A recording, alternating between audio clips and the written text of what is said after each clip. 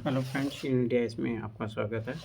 तो अभी हम हिस्ट्री एनसीईआरटी कंप्लीट कर रहे हैं। तो उसमें अपने मॉडर्न हिस्ट्री, वर्ल्ड हिस्ट्री और ancient, medieval, art and culture के अपन ने 11th क्लास कंप्लीट कर लिया। उसका 12th वाला पार्ट अब हम कंप्लीट करेंगे। लगभग 3 क्लास में कंप्लीट हो जाएगा।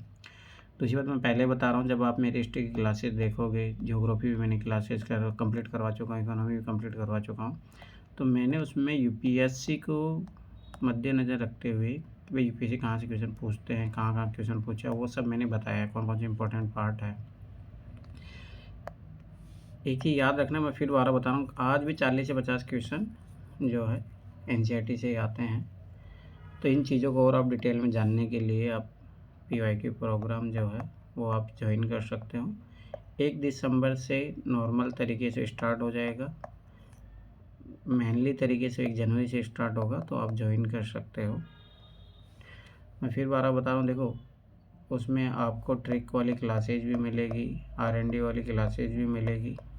उसके अलावा आपको एनसीईआरटी की इम्पोर्टेंट चैप्टर, कौन कौन सी एनसीईआरटी इंपॉर्टेंट है, कौन कौन सी एनसीईआरटी इंपॉर्टेंट चैप्टर पढ़ने हैं, आपको कौन सी स्टैंडर्ड बुक पढ़नी है, स्टैंडर्ड बुक के कौन कौन से इंपॉर्टेंट चैप्टर पढ़ने हैं, कहाँ से कौन सी टेस्ट सीरीज लगानी है, कौन सी चीज़ें आपको करनी है, वो सब चीज़ें आपको मिलेगी उसमें।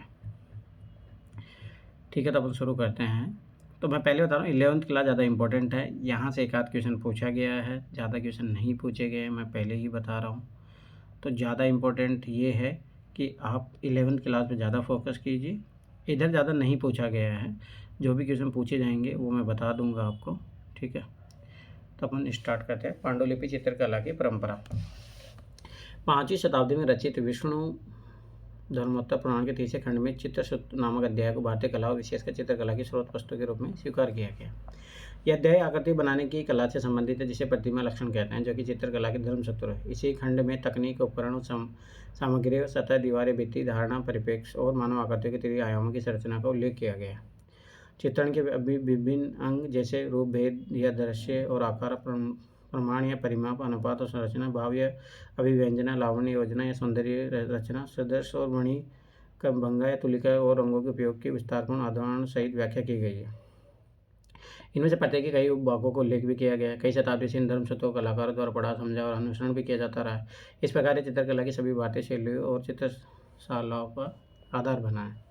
मध्यकाल की चित्रकला को अनेक पेशे का छोटे आकार के कारण लघु चित्रकारों के नाम से जाना गया है। छोटे आकार का होने के कारण ही लघु चित्रकारियों को हाथों में लेकर करीब से अवलोकन किया जाता है। कला संरक्षकों के महलों या राजदरबारों की दीवारों को अक्सर भित्ति चित्र से सजाया जाता था, इसलिए लघु चित्रों को उद्देश्य कभी भी दीवारों को प्रदर्शित करना नहीं होता था। अब देखो, बस थोड़ा सा ये इंपॉर्टेंट है और कोई इंपॉर्टेंट नहीं, जहाँ से किसी का क्वेश्चन बना सकता है। चित्रकला का एक बड़ा वर्ग पांडुलिपि चित्रण के नाम से भी जाना जाता है, जिनमें महाकाव्यों के काव्य छंदों और विभिन्न साहित्य संगीत ग्रंथों पांडुलिपि का चित्रण किया गया। चित्रपट के शीर्ष भाग पर हस्तलिखित छंद का स्पष्ट रूप से चिन्हांकित आयताकार स्थानों में लिखा जाता था। कभी कभी विषय वस्तु को लिखत चित्र के मुख्य पृष्ठ पर न लिखकर पीछे की तरफ भी लिखा जाता था। पांडुलिपि चित्रण को व्यवस्थित रूप से विषय अनुसार विभिन्न भागों में रचित किया जाता था। प्रत्येक भाग में कई बंधन मुक्त चित्र या प्राण या पृष्ठ शामिल होते थे। चित्रकला के प्रत्येक वर्ण फोलियो का संबंधित लेख है उस चित्र के ऊपरी भाग के सीमांकित स्थान पर या उसके पीछे अंकित किया गया है। तदनुसार किसी के पास रामायण, भागवत पुराण, महाभारत, गीत गोविंद और रागमाला आदि के चित्रों का संकलन होगा। प्रत्येक संग्रह को कपड़े के टुकड़ों से लपेटकर राजा संरक्षक के पुस्तकालय में गठरी या पोटली के रूप में संग्रहित किया जाता था। अब जैसे मेवाड़ के विजय सिंह का सावरक पत्ती कमल सूत्रकरण कमल चंद्रन द्वारा लिखित है। संग्रह सबसे महत्वपूर्ण पर्ण पृष्ठ, फोलियो पृष्ठ, पुष्पिका पृष्ठ, कोलोफोन पृष्ठ होता है, जिसका संरक्षक के नाम की जानकारी, कलाकार, लेखक, तिथि और संग्रह बनाने के स्थान, कार्य, चित्र पूरे होने की तिथि और इस तरह के अन्य महत्वपूर्ण विवरण लिखा जाता था। हालांकि समय के साथ पृष्ठिका पृष्ठ लुप्त या नष्ट हो चुके हैं। विद्वानों ने उनकी विशेषता के आधार पर उनका विवरण किए हैं। चित्रकला किसी भी तरह की आपदाओं जैसे आग, नमी और अन्य आपदाओं के प्रति अति संवेदनशील होती है। कृतियों का अनमोल और कीमती माना जाता है और ये सुबह भी होती थी, जिन्हें प्राय राजकुमारी के विवाह में उपहार के रूप में भेंट किया जाता था। राजाओं व दरबारी के बीच उपहार और कथकथा के रूप में भी चित्रों और कलाकृतियों का आदान प्रदान बड़े व्यापक एवं व्यवहारिक तौर पर होता था। चित्र तीर्थयात्रियों, भिक्षु, साहसिक खोजकर्ताओं, व्यापारियों, पेशेवर कथावाचकों के साथ दूर दराज के क्षेत्रों में लाए जाते थे। उदाहरण स्वरूप बूंदी के राजा के पास मेवाड़ के चित्रों का संग्रह था, या इसके विपरीत मेवाड़ के राजा के संग्रह में बूंदी के चित्र मिल सकते हैं। चित्रकलाओं के इतिहास का पुनर्निर्माण एक अभूतपूर्व कार्य है। दिनांकित की तुलना में अदिनांकित कलाकृतियाँ कम है। कालक को अनुक्रमिक रूप से व्यवस्थित करने पर इनके मध्य कई स्थान रखता है जिनके बारे में किसी के द्वारा इस तरह के चित्रण के विकास या समृद्धि गतिविधियों का अनुमान लगाया जा सकता है। इस तरह की जटिलता तब अधिक बढ़ जाती है जब ये बिखरे पृष्ठ अपने मूल भाग का हिस्सा न रहकर विभिन्न संग्रहालयों और निजी संग्रहों में बिखर गए हैं, जो इधर उधर समय पर देखने को मिलते हैं। ये परिभाषित समय को चुनौती देते हैं और विद्वानों को पुनः कालक्रम में संशोधन करने, उसे पुनः परिभाषित करने के लिए विवश करते हैं। इस प्रकार अदिनांकित चित्रकलाओं के समूह को उनकी शैली के आधार अन्य परिस्थिति जन्य साक्ष्यों के आधार पर वर्गीकृत किया जाता रहा। पश्चिमी भारतीय चित्रकला शैली। भारत के पश्चिमी भाग में जो चित्रकला शैली फली फूली उसे पश्चिमी भारतीय चित्रकला के नाम से जाना जाता है। गुजरात इसका प्रमुख केंद्र था। इसके साथ साथ राजस्थान का दक्षिणी भाग और मध्य भारत का पश्चिम भाग भी इसमें सम्मिलित है। गुजरात में अनेक महत्वपूर्ण बंदरगाह होने के कारण इस भूभाग से अनेक व्यापारी मार्ग जाते थे। परिणाम स्वरूप यहाँ अनेक संपन्न व्यापारियों स्थानीय सामंत प्रमुख हुए, जो आर्थिक संपदा के कारण कला के भी सशक्त संरक्षण बने। मुख्य रूप से जैन समुदाय के व्यापारी वर्ग ने जैन धर्म के विषय को संरक्षित किया। जैन विषयों और पांडुलिपियों पर आधारित पश्चिमी भारतीय शैली का यह भाग जैन चित्रकला के नाम से भी जाना जाता है। शास्त्र दान की परंपरा के कारण जैन शैली के विकास को और प्रोत्साहन मिला। जैन समुदाय में संचित पांडुलिपियों को मठ के पुस्तकालय जैसे भंडार कहा जाता था, में दान करना एक परोपकार, सदाचार और धार्मिक कृत्य माना जाता था। महावीर का जन्म कल्पसूत्र 15वीं शताब्दी जैन भंडार राजस्थान का है। कल्पसूत्र जैन परंपरावादी लोकप्रिय चित्र ग्रंथ। अब ये चीज़ याद रखना, ये है ना, ये छोटी छोटी इन्फॉर्मेशन जो होती है यूपीएससी वहीं से क्वेश्चन बनाती है, चीज़ याद रखना। इसके एक भाग में जैन के 24 तीर्थंकरों जन्म से लेकर निर्वाण तक की विविध घटनाओं को वर्णन किया गया, जिसे पूछ लेगा किसका ग्रंथ है, बस खत्म बात। ये पूछा भी इस टाइप के यूपीएससी क्वेश्चन बहुत बार पूछा है। जो कलाकार को उनके जीवन चरित्र के चित्रित करने के लिए विषय प्रदान करता है, उनके जीवन की 5 प्रमुख घटनाओं को विशेष रूप से प्रस्तुत किया गया। गर्भाधान, जन्म, ग्रह त्याग, ज्ञान प्राप्ति, प्रथम उपदेश और महानिर्वाण। तीर्थंकर के जीवन से संबंधित अन्य घटनाओं के अधिकतम भाग कल्पसूत्र में ही सम्मिलित है। महावीर के गर्भधान के समय उनकी माता त्रिशला ने 14 वस्तुओं को सपने में देखा था। ये 14 वस्तुएं थी हाथी, बैल, शेर, देवी लक्ष्मी, कलश, पालकी, सरोवर, छोटी नदी, अग्नि, ध्वज, माला, रत्नों का ढेर, सूर्य और चंद्रमा। उन्होंने अपने सपने के बारे में ज्योतिषी से बात की। ज्योतिषी ने बताया कि वे एक ऐसे पुत्र को जन्म देगी या जो तो राजा अध्यक्ष होगा अथवा एक महान संत और गुरु होगा। तीसरा 14 सपन कल्पसूत्र पश्चिमी भारत में। लोकप्रिय चित्रित कथाओं में काचार्य कथा और संग्रहिणी सूत्र उल्लेखनीय हैं।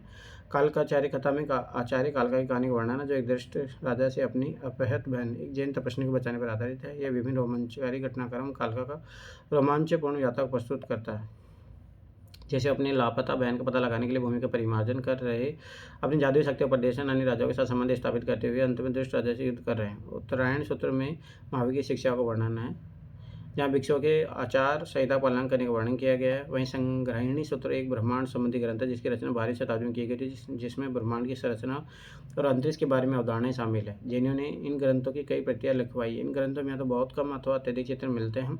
इस पर एक विशिष्ट पृष्ठपोतीय चित्र का लेखन और चित्रण के लिए वर्गों में विभाजित किया जाता था। पांडुलिपि यह पोथी चित्र के पृष्ठों को एक साथ जोड़ने के लिए ऊपर और नीचे पटलिस नामक लकड़ी के आवरण का प्रयोग किया जाता था। जोड़ने के लिए छोटा सा छेद बनाया जाता था, जिसे इस डोर के द्वारा बांध दिया जाता था ताकि वे संरक्षित रहे।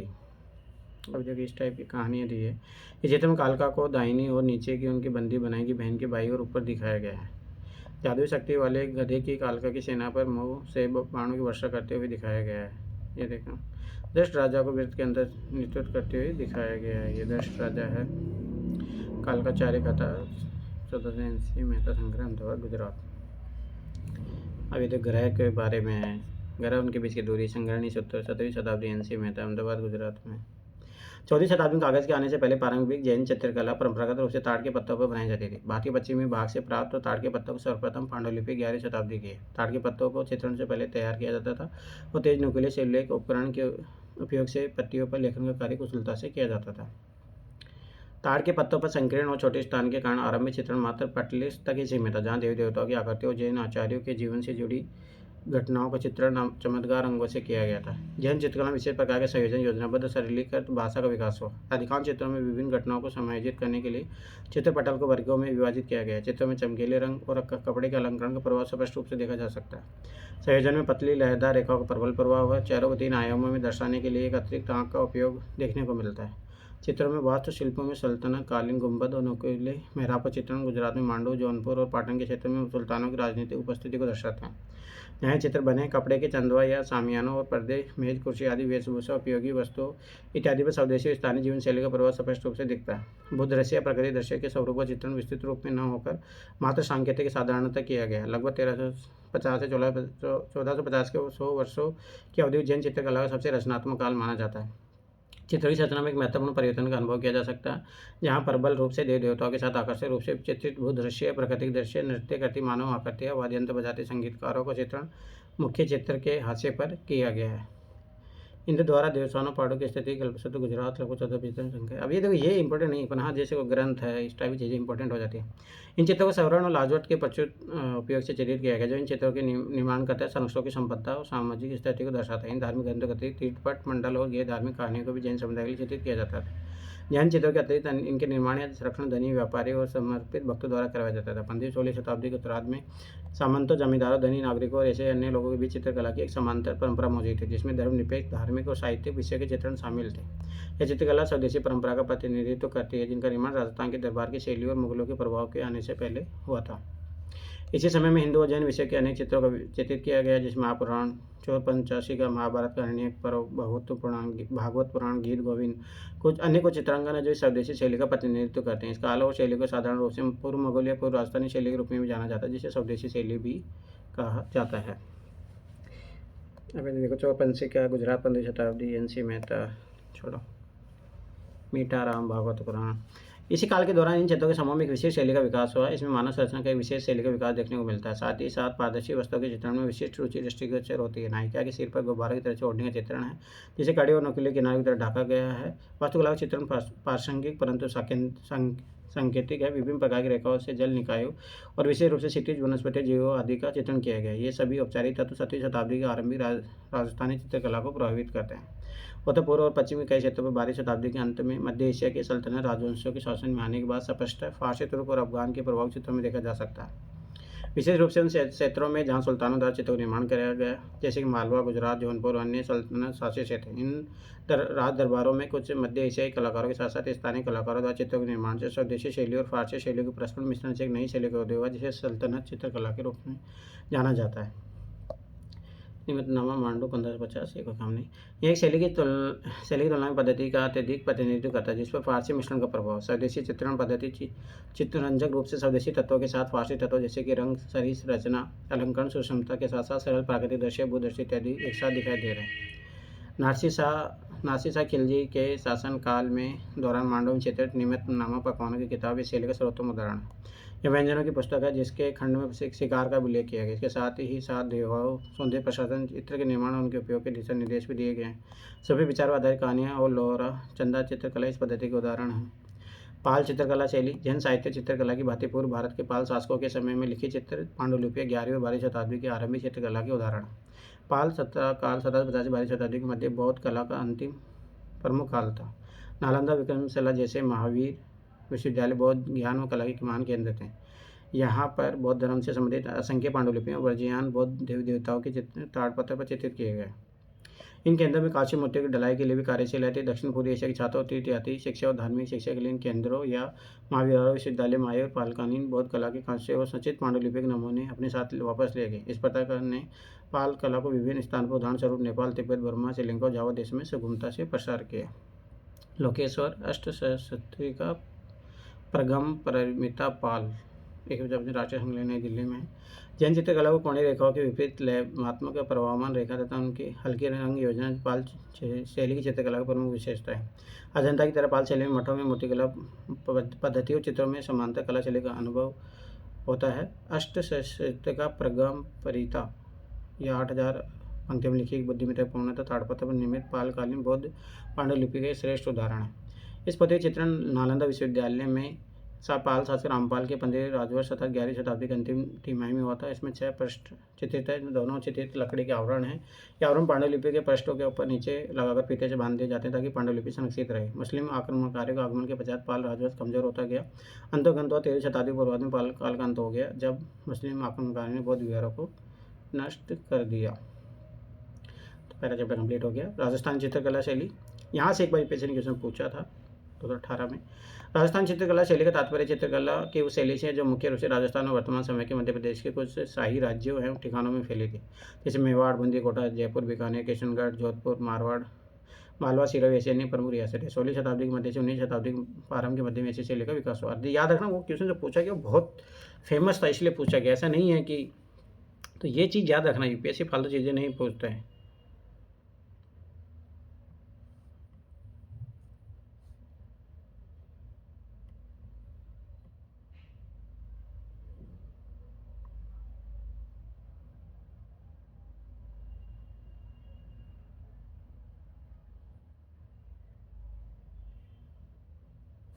कलाविद आनंद कुमार स्वामी ने 1916 ईस्वी में इसे राजपूत चित्रकला का नाम दिया, क्योंकि इन्हें राज्य के अधिकांश शासक संरक्षित राजपूत थे। उन्होंने यह नामकरण चित्रों के उस समय की मुगल चित्रकला शैली से अलग दिखाने के लिए किया। इसलिए मालवा शैली, जिसमें मध्य भारत की रियासतें और पहाड़ी शैली और भारत के उत्तर पश्चिम हिमालय के पहाड़ी क्षेत्र सम्मिलित है, को भी उन्होंने राजपूत शैली के अंतर्गत रखा। कुमार स्वामी के अनुसार यह नामकरण चित्रण की स्वदेशी परंपरा का गोता का, जो यहाँ मुगलों के आगमन के पूर्व से चली आ रही थी। इसके बाद भारतीय चित्रकला के बारे में काफ़ी शोध हुए और समय के साथ राजपूत शैली के शब्दों का प्रयोग समाप्त हो गया। इसके स्थान पर इसके लिए अब राजस्थानी शैली और पहाड़ी शैली शब्दों का प्रयोग किया जाता है। यद्यपि इन शैलियों में भौगोलिक दूरी बहुत कम है, लेकिन इनकी उत्पत्ति, विकास व शैली में सशक्त रेखांकन, रंगों की वरीयता, चमत्कार और सौम्य तथा संयोजन के तत्व जैसे वास्तु, मानवाकृतियों, प्रकृति अंकन तकनीक, प्रकृतिवाद के लिए आकर्षण और वर्णन विधि आदि में पर्याप्त अंतर परिलक्षित होता है, और इन्हीं विशेषताओं में एक दूसरे से अलग अपनी पहचान भी बनाती है।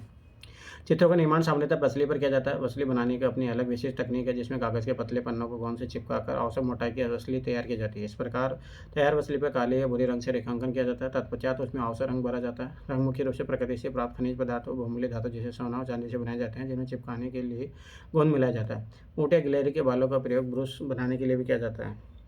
चित्रण कार्य पूर्ण होने पर अगेट पत्थर से इसे रगड़ा या गुठाई करना जाता है, जिससे चित्र की ऊपरी सतह समतल या चमकदार व उज्ज्वल हो जाती है। चित्रकला एक सामूहिक कार्य होता है, जिसका एक कुशल दस कलाकार द्वारा नेतृत्व किया जाता है, जो आरंभिक रेखांकन का कार्य करता है। तत्पश्चात रंग, छवि चित्रण, वास्तु, भूदृश्य, प्रकृति, पशु बनाने में निपुण उसके शिक्षक दक्ष कलाकार अपना अपना कार्य पूरा करते हैं। अंत में प्रधान कलाकार चित्र का अंतिम रूप देता है। सुलेख निर्धारित स्थान पर संबंधित श्लोक या पद लिखता है। चित्रकला के विषय पर एक समीक्षा। वन में कृष्ण और गोपियों, गीत गोविंद, मेवाड़ 1550, छत्रपति शिवाजी महाराज वास्तु संग्रहालय। अभी तक ये काम नहीं है बस।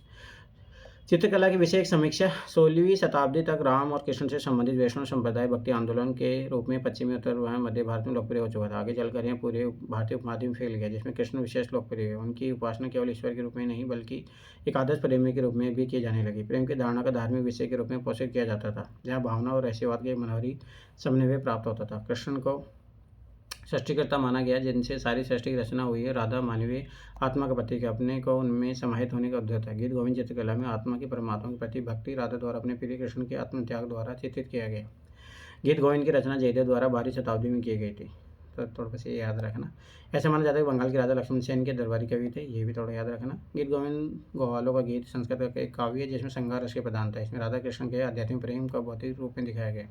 भानुदत्त ने 14वीं शताब्दी में कलाकार के एक और अन्य प्रिय संस्कृत ग्रंथ रस मंजरी की रचना की, ये थोड़ा याद रखना। भानुदत्त बिहार के रहने वाले मैथिल ब्राह्मण थे। रस मंजरी का अर्थ है आनंद का गुलदस्ता। इस संस्कृत ग्रंथ में रसों के वर्णन के साथ साथ नायक, पुरुष और नायिकाओं, स्त्री के भेद का विवरण मिलता है, जैसे उम्र के अनुसार बाल, तरुण और प्रौढ़, आंगिक विशेषता के अनुसार पद्मिनी, चित्रणी, संकिनी, अस्तनी आदि, भागवत विशेषता के अनुसार खंडित, वास्क, सज्जा, अभिसारिका, उत्तका आदि। यद्यपि इस ग्रंथ में कृष्ण उल्लेख नहीं है, फिर भी चित्रकारों ने इन्हें प्रतिनिधि आदर्श प्रेमी के रूप में चित्रित किया है। रस्य प्रिय का अर्थ है रसिक या पार्किक आनंदित करने वाला। यह जटिल काव्यगत विवेचना से परिपूर्ण और इसकी रचना अभिजात्य दरबारियों के सौंदर्य बोध के उद्दीपन के लिए की गई। ब्रजभाषा में रचित रसिक प्रिय के रचनाकार केशवदास थे, जो 1500 ग्राम में ओरछा के राजा मधुकर शाह के दरबारी कवि थे। रसिक प्रिया में अनेक प्रेरक अवस्था को उल्लेख है, जैसे प्रेम, मिलन, वियोग, ईर्ष्या, विवाद और इसके परिणाम स्वरूप प्रेमिकाओं में होने वाले अनबन, गुस्सा जैसी अवस्थाओं की अभिव्यक्ति राधा कृष्ण के माध्यम से दर्शाई गई है। कवि प्रिया केशवदास द्वारा राय परवीन के सम्मान में रचित एक अन्य काव्य है। राय परवीन ओरछा की एक प्रसिद्ध गणिका थी। एक प्रेम कथा है, तो ये चीज़ याद रखना। इसमें 10वें अध्याय में 12 मास नामक प्रकरण है, जिसमें साल के 12 महीने और जलवायु मौसम सटीक वर्णन हुआ है। अलग अलग महीनों के मौसम में लोगों के दैनिक जीवन का वर्णन करते हुए उसमें आने वाले त्योहारों को भी उल्लेख किया गया है। केशवदास ने यह उल्लेख किया है कि कैसे नायिका नायक को राजी करती है और वह उसे छोड़कर अपने गंतव्य की ओर अग्रसर न हो। बिहारी सतसई की रचनाकार बिहारी लाल है। इनमें 700 सतसई पद है, जिसकी रचना शक्ति व नैतिक हाजिर जवाबी के रूप में की गई। ऐसा माना जाता है कि उन्होंने इसी की रचना 1667 ईस्वी के आसपास की, जब वे जयपुर के राज दरबार में मेजर राजा जय सिंह के लिए कार्य कर रहे थे, क्योंकि उन्हें सतसुई की कई सूक्तियों का में संरक्षण का नाम आया। बिहारी सतसई का चित्रण मेवाड़ में अधिक हुआ, साथ ही साथ पहाड़ी शैली में इसका चित्रण हुआ। रागमाला चित्रकला रागों और रागनियों की चित्रात्मक अभिव्यक्ति है। संगीतकों और कवियों के द्वारा परंपरागत रूप में रागों प्रेम और भक्ति के प्रसंगों में देवीय मानवीय रूप में देखा गया। प्रत्येक राग ये विशेष अवस्था, दिन के प्रहर, समय और ऋतु से जोड़ा गया। रागमाला चित्रकला में सामान्यतः 36 से 42 चित्रित प्रविष्टियां एक परिवार के रूप में दिखाया गया। प्रत्येक परिवार में मुख्य एक पुरुष राग होता है और स्त्री रूप में 6 रागिनियाँ होती है। 6 मुख्य राग भैरव, मालकोस, हिंडोल, दीपक, मेघ और श्री चारण, किंवदंती और अन्य प्रख्यान जैसे डोला मारू, सोनी, महिवाल, मृगावत, चोर, पंचाशिका, लोहर चंदा जैसे साहित्य भी कलाकारों के प्रिय विषय थे। रामायण, भागवत पुराण, महाभारत, देवी महात्म्य और इस प्रकार के अन्य साहित्य भी सभी के कलाकारों को पसंदीदा विषय थे। इनके अतिरिक्त दरबार के दृश्य और ऐतिहासिक घटनाओं पर प्रचुर संख्या में चित्र बनाए गए, जिसमें शिकार, युद्ध व विजय, उत्सव, मनोमोज, नृत्य, संगीत, त्योहार, वैवाहिक उत्सव, राजा छवि चित्रण, दरबारी भी अहम परिवार के सदस्यगण, शहरी जीवन, पशु पक्षियों के चित्र। चौरापंथी का मेवाड़ 1580 में था। संग्रह अहमदाबाद गुजरात। मालवा चित्रकला। मालवा शैली 16वीं और 17वीं शताब्दी में फली फूली और यह शैली हिंदू राजपूत दरबार का प्रतिनिधित्व करती है। इसकी दिव्यामी चपाट और सरल भाषा जैन पांडुलिपि से चोर पंचशिका पांडुलिपि चित्रों की शैलीगत विकास की पूर्णता की परिणति है। राजस्थान शैली की उत्पत्ति में विकास एक निश्चित प्रादेशिक भूभाग और उनके शासकों के संरक्षण में हुई। वहीं इसके विपरीत मालवा शैली किसी एक निश्चित क्षेत्र में उत्पन्न नहीं हुई और यह मध्य भारत के बड़े भूभाग में फैली है। वहाँ यह चिटपुट रूप में मांडू, नुसरतगढ़ और नरसिंह शहर में व्यक्त हुई है। कुछ प्रारंभिक तिथि मुक्त समूह में अमरू शतक को काव्यात्मक रूप में चित्रित किया जाता है, जिसका समय 1652 ईस्वी में माधवदास द्वारा 1680 ईस्वी में नरसिंह शहर में राग मेघा चित्रकला को चित्रित किया गया। एक बड़ी संख्या में मालवा शैली के चित्र दतिया महल के संग्रह से प्राप्त हुए हैं, अतः संकलित चित्र बुंदेलखंड को चित्रकला का केंद्र होने का समर्थन करते हैं। लेकिन दतिया महल के भित्ति चित्रों में मुगल प्रभाव चुनौती देते हैं, जो कागज पर बने चित्रों के एकदम विपरीत है, जो शैलीगत रूप से स्वदेश में सादगीपूर्ण है। इस शैली में राज्य के संरक्षण व छवि चित्रण का पूर्ण अभाव इस अवधारणा का प्रमाण है कि दतिया के राजाओं ने इन चित्रों को घुमंत कलाकारों से खरीदा होगा, जिन्होंने जन सामान्य प्रचलित विषय रामायण, भागवत पुराण, अमरू सत्य, रसिकप्रिय, रागमाला, बारहमासा आदि कुछ भी चित्रण किया होगा। राग मेघा माघोदास मालवा 16वीं शताब्दी में दिल्ली, आगरा, फतेहपुर सीकरी और लाहौर के दरबार का मुगल शैली पर प्रभाव पड़ा। प्रांतीय मुगल शैली देश के अनेक भागों में काफ़ी समृद्ध अवस्था में थी। मुगल शासन घनागत तो आते थे, लेकिन शासन कार्य मुगल सम्राटों द्वारा नियुक्ति शक्तिशाली संपन्न अधिकारी द्वारा संचालित होता था। ऐसे स्थान पर मुगल शैली और विशिष्ट स्थानीय तत्वों से युक्त एक अलग चित्रकला शैली प्रचलित हुई। दक्कन शैली अहमदनगर, बीजापुर, गोलकोंडा और हैदराबाद जैसे केंद्रों में विकसित हुई। इसके बाद 17वीं और 18वीं शताब्दी में पहाड़ी शैली प्रकाश में आई। मेवाड़ चित्रकला शैली। मेवाड़ को राजस्थानी चित्रकला से प्रारंभिक महत्वपूर्ण केंद्र माना जाता है, जहाँ से हमें चित्रकला की एक सतत शैलीगत परंपरा देखने को मिलती है। 17वीं शताब्दी के पूर्व से स्पष्ट स्वदेशी शैली करण सिंह के मुगल दरबार से संपर्क के कारण अनुवर्ती परिष्कृत उत्कृष्ट शैली के रूप में सामने आई। मुगलों के साथ चले लंबे युद्ध के कारण मेवाड़ शैली का प्रारंभिक चित्रण नष्ट हो गए। मेवाड़ शैली की उत्पत्ति सामान्यतः 1605 ईस्वी में नसीरुद्दीन द्वारा चुनार में चित्रित रागमाला चित्र से मानी जाती है।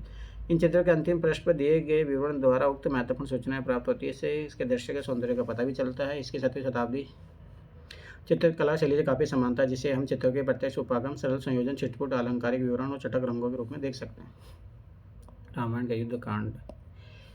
राजा जगत सिंह 1928-52 के शासनकाल में चित्र में परिष्कार आया। यह परिष्कार प्रतिभा संपन्न कलाकारों साहिबजान मनोहर के कारण आया, जिन्होंने चित्रकला को जीवंतता प्रदान की। मेवाड़ी चित्रकला की परिभाषा करी। साहिबजान ने रागमाला, रसिकप्रिय, भागवत पुराण और रामायण के युद्ध कांड का चित्रण किया, जिसमें एक पृष्ठ का विवरण है। ये राशा भी इसमें है। मेवाड़ के महाराणा जगत सिंह द्वितीय का शिकार यहाँ दिया गया। मनोहर का सबसे महत्वपूर्ण रामायण का बालकांड है। 1649 जगन्नाथ एक अन्य विशेष प्रतिभाशाली कलाकार है, जिन्होंने 1719 ईस्वी में बिहार सतसई नामक चित्रावली चित्रित को, जो मेवाड़ चित्रकला शैली के लिए एक अमूल्य योगदान है। अन्य ग्रंथ जैसे हरिवंश, शिवसागर आदि भी 17वीं शताब्दी के अंतिम तिमाही में चित्रित तैयार किया गया। विलक्षण और दक्ष चित्रकार साहिबदीन द्वारा चित्रित रामायण युद्ध कांड का एक अध्याय है। यहाँ सामान्यतः 1652 ईस्वी तक जगत सिंह रामायण के नाम से जाती रही। इसी चित्र में साहिबदीन ने एक नवीन चित्र में युक्ति संयोजन तिर्यक रेखीय परिप्रेक्ष्य प्रस्तुत किया है, जिसका प्रयोग उन्होंने युद्ध की विवक्षा दिखाने के लिए किया है। अनेक वर्णनात्मक तकनीक का प्रयोग करते हुए कलाकार कभी एक से अधिक कथाओं को एक ही पृष्ठ पर एक चित्र के रूप में एक ही कथा को अलग अलग पृष्ठों को अंकित किया जाता है। इस चित्र में युद्ध के समय प्रतियुक्त इंद्रजीत के मायावी युद्ध कौशल में जादुई हथियारों को चित्रित किया गया है। 18वीं शताब्दी में चित्रकला का विषय साहित्य दरबार से क्रियाकलापों में शाही मनोरंजन की और कर्मों से स्थानांतरित हो गया। मेवाड़ के कलाकारों ने सामान्यतः चटक रंगों का प्रयोग किया, जिसमें लाल और पीले रंगों की प्रधानता है। 7वीं शताब्दी के अंत में नाथ द्वारा जो उदयपुर के समय में वैष्णो देवगढ़ था चित्रशाला के रूप में परिवर्तित हो गया। विभिन्न त्योहारों के अवसर पर भगवान श्रीनाथ जी के बड़े बड़े चित्र कपड़ों पर चित्रित हुए, जिन्हें पिछवाई कहा जाता है।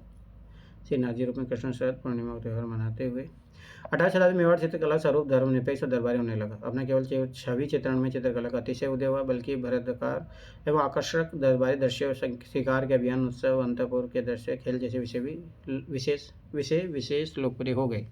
एक पृष्ठ महाराज जगत सिंह द्वितीय को 1734 को चित्रित करता है, जिसमें बाज का शिकार करने के लिए जाते हैं। वे देश का भ्रमण कर रहे हैं। प्रदेश का अंकन का तिर्यक रूप में हुआ है, जिसमें क्षितिज या पीछे का भाग तिर्यक रूप में ऊपर उठता हुआ संयोजित है। परिणाम स्वरूप अग्रभाग से हमें अनंत परिदृश्य दिखलाई पड़ता है। दृश्य की प्रासंगिकता घटनाक्रम की जटिलता में नहीं था, जिसका उद्देश्य घटना को विस्तृत रूप में दिखाना है। बूंदी चित्रकला शैली बूंदी में 17वीं शताब्दी में एक बहुसर्जनात्मक विशिष्ट चित्रकला शैली का विकास हुआ, जो अपने उत्तम रंग योजना और उत्कृष्ट औपचारिक अभिकल्प के लिए उल्लेखनीय है। बूंदी रागमाला पद्म शिक्षण की शैली की आरंभिक और विकासशील चित्रकला माना जाता है, जिसका चित्रण चुनार में हाड़ा राजपूत शासक भोज सिंह के शासनकाल में हुआ था। बूंदी शैली का विकास अभी फिर उतारने की चीज़ें इंपॉर्टेंट है ही नहीं। देखो पीसीएस के लिए हो सकता है, जैसे आप राजस्थान पीसीएस की तैयारी करो तो हो सकता है, पर इधर नहीं, ये चीज़ याद रख लेना। अब ये मैं क्यों बताता हूँ भाई, ये PYQ की समझ है, ये चीज़ याद रखना, ये इसीलिए ज़रूरी है, नहीं तो फिर आप मारे जाओगे ऐसे, तो पढ़ते रहो एक ही फैक्टर तो पागल हो जाओगे। बूंदी शैली का विकास विशेष रूप से यहाँ के दो शासकों के संरक्षण में हुआ। राव छत्रसाल, जिन्हें मुगल शासक शाहजहां ने दिल्ली का वजीर नियुक्त किया था, उन्होंने दक्कन विजय में महत्वपूर्ण भूमिका निभाई थी। दूसरे पुत्र राव भाऊ सिंह जो गुस्साई और भौगोलिप्त संरक्षक थे, जिनके छवि चित्रण बनाए गए, साथ ही अनेक तृतीय युक्त चित्र भी मिलते हैं। इनके उत्तराधिकारी राजा नरुद्दीन सिंह के समय में भी ऐसी शैली में रचनात्मक विकास हुआ है। बुद्ध सिंह, जिनके दाढ़ी मूंछ युक्त छवि कई चित्रों में दिखती है, उन्होंने भी इस विकास में अपना महत्वपूर्ण योगदान दिया है। अनेक राजनीतिक विवादों 4 बार प्रदर्शित होने के बावजूद चित्रकला के विकास में अनेक महत्वपूर्ण भूमिका मानी जाती है। उनकी एक महत्वपूर्ण भूमिका मानी जाती है। राजा बुद्ध सिंह के पुत्र उमेश सिंह के लंबे शासनकाल में चित्रण कार्य के समय के लिए अपनी चरम सीमा पर पहुंच गया था, तथापि समय के चित्रों में सूक्ष्म विवरण दिखाने की प्रवृत्ति में काफ़ी निखार और परिष्कार आ गया था। 18वीं शताब्दी में बूंदी चित्रकला में कुछ दक्कनी सौंदर्य का तत्व दिखाई पड़ते हैं, जैसे चटक व सजीव रंगों की प्रतीक दीपक राग चुनार रागमाला। उमेश सिंह के उत्तराधिकारी बसेन सिंह ने बूंदी पर 48 वर्षों तक शासन किया। वे महान कला भारती थे, उन्हें शिकार का बहुत शौक था। उन्हें अक्सर जंगली पशु शिकार उन पर विजय प्राप्त करते हुए चित्रित किया गया। उनके उत्तराधिकारी राम सिंह के समय में बूंदी महलों को भित्ति चित्र से अलंकृत किया गया था, जिसमें दरबारी जुलूस, शिकार के दृश्य, कृष्ण से संबंधित कथाओं का विशेष रूप से चित्रण हुआ है। राजमहल में अंकित भित्ति चित्र बूंदी चित्रकला के अंतिम चरण की सुंदरतम उदाहरण है। बूंदी और कोटा चित्रकला की प्रमुख विशेषता है सघन वनस्पति शुरू में भूदृश्य के साथ विविध पेड़ पौधों, जंगली जीवन, पशु पक्षी और पहाड़ियों व झरनों का मनोहरी चित्रण है। इनके साथ साथ जीवंत घुड़सवारों, हाथियों की बूंदी और कोटा दोनों शैली में अद्वितीय चित्रण हुआ है। बूंदी कलाकारों के स्त्री सौंदर्य के सवय के प्रतिमान थे, जैसे छोटी ठिगनी, कदकाठी, गोल मुखाकृति, पीछे की ओर ढुलवा माथा, तीक्ष्ण नाक, पतली भूरेखा और पतली कमर आदि। बूंदी शैली के 12वें चरण में चित्रित रागमाला फारसी में एक लेख है, जिसके अनुसार इस चित्रण में समय 1591 ईस्वी है। चित्र का नाम शेख हसन है। शेख अली और शेख अतीमा है, जो सभी को मुगल दरबार के प्रसिद्ध चित्रकार मीर सैयद अली और ख्वाजा अब्दुस अहमद का शिष्य बनाते हैं। जो चुनार जो बनारस के पास स्थित है, उसी चित्रकला के उद्भव को स्थान बताते हैं। यहाँ राव मोहन सिंह, उनके पिता राव सुरजन सिंह के ने एक महल का अनुरक्षण किया है। वर्तमान में चुनार रागमाला चित्रों के कुछ ही पृष्ठ उपलब्ध है, जिसमें खम्बावती, बिल्लावल, मालसरी, भैरवी, पटमंजरी, रंगरानियों, कुछ अन्य चित्र भी सम्मिलित हैं। दीपक राग को रात्रि के समय अपनी प्रियतमा के साथ एक कक्ष में बैठे हुए चित्रित किया जाता है, जो 4 दीपों को ज्योति से पूर्ण प्रकाशमान है, जिसमें 2 दीपों के आधार पर भाग नूतन ढंग से अलंकृत मानव आकृति के रूप में चित्रित किया गया। आकाश असंख्य तारों से झिलमिल है, चंद्रमा का रंग पीला होता हुआ दिखाया गया है, जो इस बात का सूचक है कि युगल के एक साथ बैठे कई घंटे व्यतीत हो चुके हैं। 12 मासा बूंदी 17वीं शताब्दी चतुर्थी। इस चित्र में हम देख सकते हैं कि महल के गुंबद के ऊपर के कलश पर बाहर की ओर आती हुई एक पट्टी है, जिस पर केवल दीपक राग लिखा हुआ है। इससे चित्र रचना की प्रक्रिया सूचना मिलती है कि प्राय चित्र पूर्ण करके इस उल्लेख को दिया जाता है। इस संदर्भ में कविता कभी नहीं लिखी नहीं है। इससे कलाकार के लिए संकेत होता है कि इसे क्या चित्रित करना है। 12 मासा बूंदी चित्रकला का लोकप्रिय विषय है। जैसे पहले उल्लेख हुआ कि 12 महीनों का वातावरणीय विवरण है, जो केशवदास की पुस्तक कवि प्रिया के 10वें अध्याय का भाग है, जिसके ओरछा के गणिका राय प्रवीण के लिए लिखा गया था। कोटा चित्रकला शैली बूंदी की कौशल पारंपरिक चित्रकला ने राजस्थानी चित्रकला की बहुत उत्कृष्ट शैली कोटा को उद्धित किया। यह शैली शिकार के दृश्य चित्रित करने में उत्कृष्ट और पशुओं के शिकार के असाधारण उत्साह जनन को प्रकट करती है। बूंदी और कोटा 1625 ईस्वी तक एक ही राज्य थे। जहांगीर ने बूंदी साम्राज्य को विभाजित करके एक भाग राव रतन सिंह बूंदी के भोज सिंह के पुत्र मधु सिंह को पुरस्कार स्वरूप दिया, जिसने दक्कन में जहांगीर के पुत्र राजकुमार शहजादे खुर्रम शाहजहां के विद्रोह के खिलाफ वीरता का परिचय दिया था।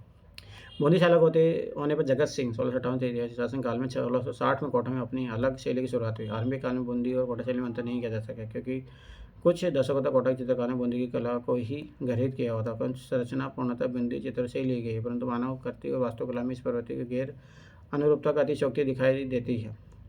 तो कोटा चित्रकला शैली की प्रवृत्ति ने आने वाले दशकों में आश्चर्यजनक ढंग से अपनी विशिष्ट पहचान बनाई। राम सिंह प्रथम के समय तक कलाकारों ने पूर्ण मनोभाव से अपने विषयों की विविधता सूची का स्तर बढ़ाया। देख कोटा जैसे महाराजा राम सिंह प्रथम मकनगढ़ में शेरों को शिकार करते हुए ऐसा प्रतीत होता है कि कोटा कलाकारों ने सर्वप्रथम वन दृश्य चित्रों को अपनी रचनाओं के वास्तविक विषय के रूप में चित्रित किया। उमेश सिंह 10 वर्ष की आयु में राजा शासन में बैठे, किंतु उनके शक्तिशाली राज्याधिकारी जालिम सिंह युवा राजा को खुश करने के लिए शिकार की व्यवस्था करते हैं, जबकि वे राज्यों के कार्यों को नियंत्रित करते थे। इस प्रकार उमेश सिंह ने कम समय में स्वयं को अन्य जीवों और जुआ खेल में व्यस्त कर लिया और अपना अधिकांश समय शिकार में ही व्यतीत किया। समकालीन चित्र उनके पराक्रम का कीर्तिमान प्रस्तुत करते हैं। इस समय के कोटा चित्र शतरंज के जन्म को दर्शाते हैं, जो एक सामाजिक प्रथा बन गया था, जिसे खेलने के लिए दरबार की स्त्रियां भी शामिल होती थी। कोटा चित्र विशेष रूप से सहज है, इसमें सुलेखन के निष्पादन और मुख्यतः दोहरे नयनपट में छाया अंकित करने पर जोर दिया जाता है। कोटा कलाकारों ने पशुओं युद्ध के प्रतिपादन में उत्कृष्ट प्रदर्शन किया है। बीकानेर चित्रकला शैली राव बीका राठौड़ ने 1488 में राजस्थान राज्य में सबसे अधिक उन्नत राज्य बीकानेर की स्थापना की। उसके शासनकाल में अनूप सिंह ने एक पुस्तकालय स्थापित किया, जो पांडुलिपियों और चित्रकला का कोष बना। लंबे अंतराल तक मुगलों की संगति के परिणामस्वरूप बीकानेर में एक विशेष चित्रकला की भाषा का विकास हुआ, जो मुगल शैली के लालित्य और रंग पट्टिका से प्रभावित हुआ।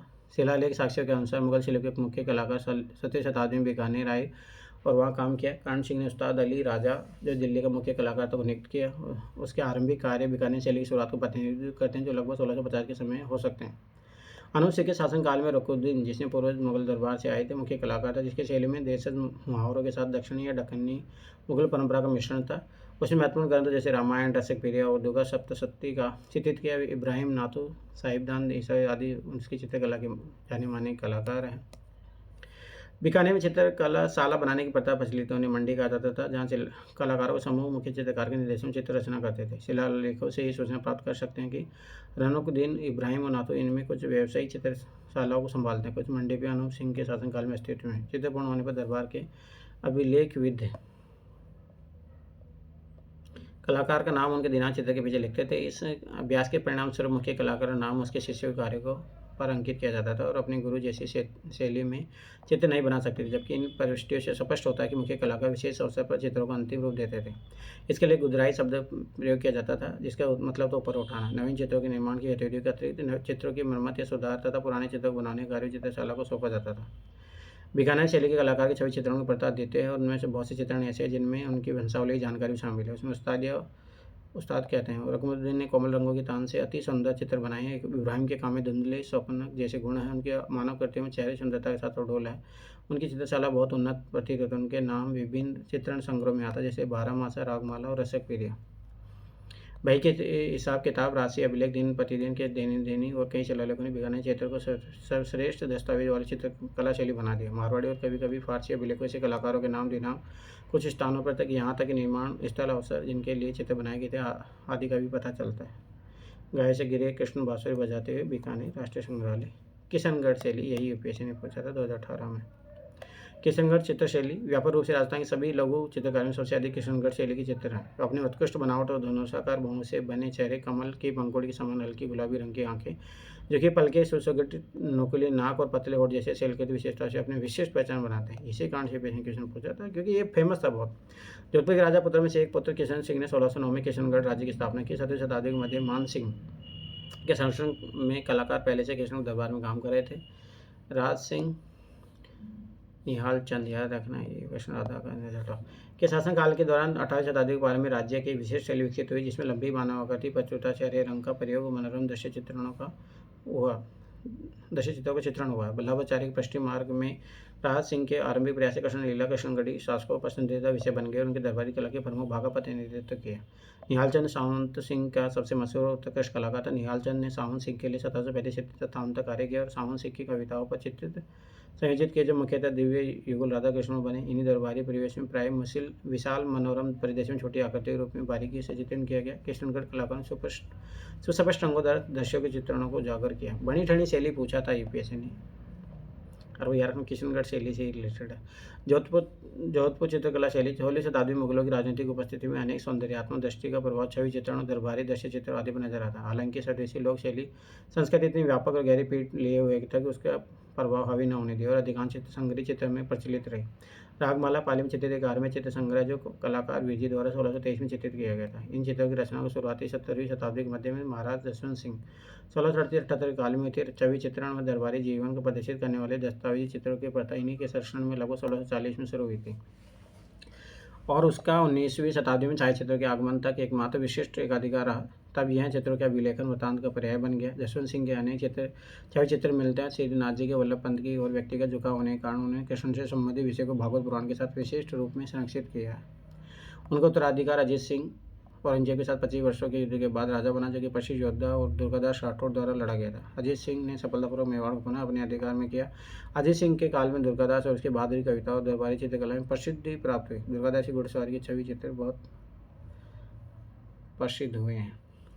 जोधपुर चित्रकला के अंतिम चरण की रचनात्मकता मानसिंह के शासनकाल से मेल खाती है। इसके समय के महत्वपूर्ण चित्र संग्रह रामायण, डोला मारू, पंचतंत्र और शिव पुराण में है। रामायण चित्र बहुत बहुत रुचिकर है क्योंकि कलाकार ने अपनी समझ के अनुसार जोधपुर को राम की वैद्य रूप में प्रस्तुत किया। इसलिए बाजार, गलिया, परिद्वार आदि उस समय जोधपुर का अभ्यास कराते। वास्तव में सभी चित्रकला शैली में और स्थानीय वास्तुकला, पहनावा और सांस्कृतिक पहलू कृष्ण, राम और अन्य कहानियों से एक दूसरे से जुड़े हुए हैं और चित्रों से प्रदर्शित हुए हैं। मानसिंह नाथ संप्रदाय का अनुयायी थे। उनकी चित्रकला में नाथ गुरुओं के साथ चित्र मिलते हैं। नाथ चरित्र एक समुच्चय को चित्रित किया गया था। 19वीं शताब्दी तक मेवाड़ चित्रों के पीछे लेके वर्णन में चित्र के विषय में बहुत अधिक जानकारी नहीं मिलती। यदा कदा तिथियां अंकित हुई और बहुत कम कलाकारों के नामों चित्रों के स्थानों के बारे में जानकारी मिलती है। जयपुर चित्रकला शैली की उत्पत्ति उसकी पूरी राजधानी आमेर में हुई थी, जो मुगल राजधानी आगरा और दिल्ली से सभी बड़े राजपूत राज्यों से निकटतम थी। शुरुआती समय में जयपुर के शासकों ने मुगल सम्राटों के साथ सौहार्दपूर्ण संबंध बनाए रखे, जिन्होंने आमेर में कलात्मकता को बहुत प्रभावित किया। राजा बहरमल ने अपनी बेटी शादी अकबर से की। उनके पुत्र भगवंत दास अकबर के घनिष्ठ मित्र थे और उनके बेटे मानसिंह अकबर के सबसे विश्वसनीय सैन्य प्रमुख थे। एक प्रभावशाली शासक सवाई जय सिंह ने 1727 में अपने नाम की एक नई राजधानी जयपुर की स्थापना की और आमेर से स्थानांतरित हो गए। उनके शासनकाल में जयपुर चित्रकला शैली संपन्न और एक नामांकित स्वतंत्र शैली के रूप में उभरी। दरबारी दस्तावेज से पता चलता है कि कुछ मुगल कलाकारों को अपनी चित्रकला का हिस्सा बनाने के लिए दिल्ली से लाया गया। वे वैष्णव संप्रदाय के प्रति आकर्षित हुए और राधा कृष्ण विषय पर अनेक चित्रों का निर्माण करवाया। रसिक पीरिया, गीत गोविंद, 12 मासा, रागमाला पर आधारित चित्रों के संग्रहण के शासनकाल के दौरान कलाकारों ने बनाए। इनमें आश्चर्यजनक ढंग से नायक की आकृति शासक से मिलती जुलती है। छवि चित्रण भी उनके समय में बहुत लोकप्रिय थे और एक निपुण चित्रकार साहिब राम उनकी चित्रशाला का हिस्सा था, जो मोहम्मद शाह का एक अन्य कलाकार था। सवाई ईश्वरी सिंह ने भी इसी तरह के कला संरक्षण, धार्मिक और साहित्यिक ग्रंथों के अतिरिक्त उन्होंने अपने आसपास के क्षणों को भी चित्रित किया, जैसे कि हाथी की सवारी, सुअर, बाघ शिकार, हाथी के जोड़ों आदि। सवाई माधो सिंह ने भी अपने दरबार जीवन की घटनाओं को अंकित कराने की ओर आकर्षित हुई। 18वीं शताब्दी तक वह समय जब सवाई प्रताप सिंह की इच्छा अनुसार मुगल प्रभाव कम हुआ और जयपुर शैली पुनर्निर्मित सौंदर्य शास्त्र के साथ मुगल और स्वदेशी शैलीगत विशेषता का मिश्रण बनी।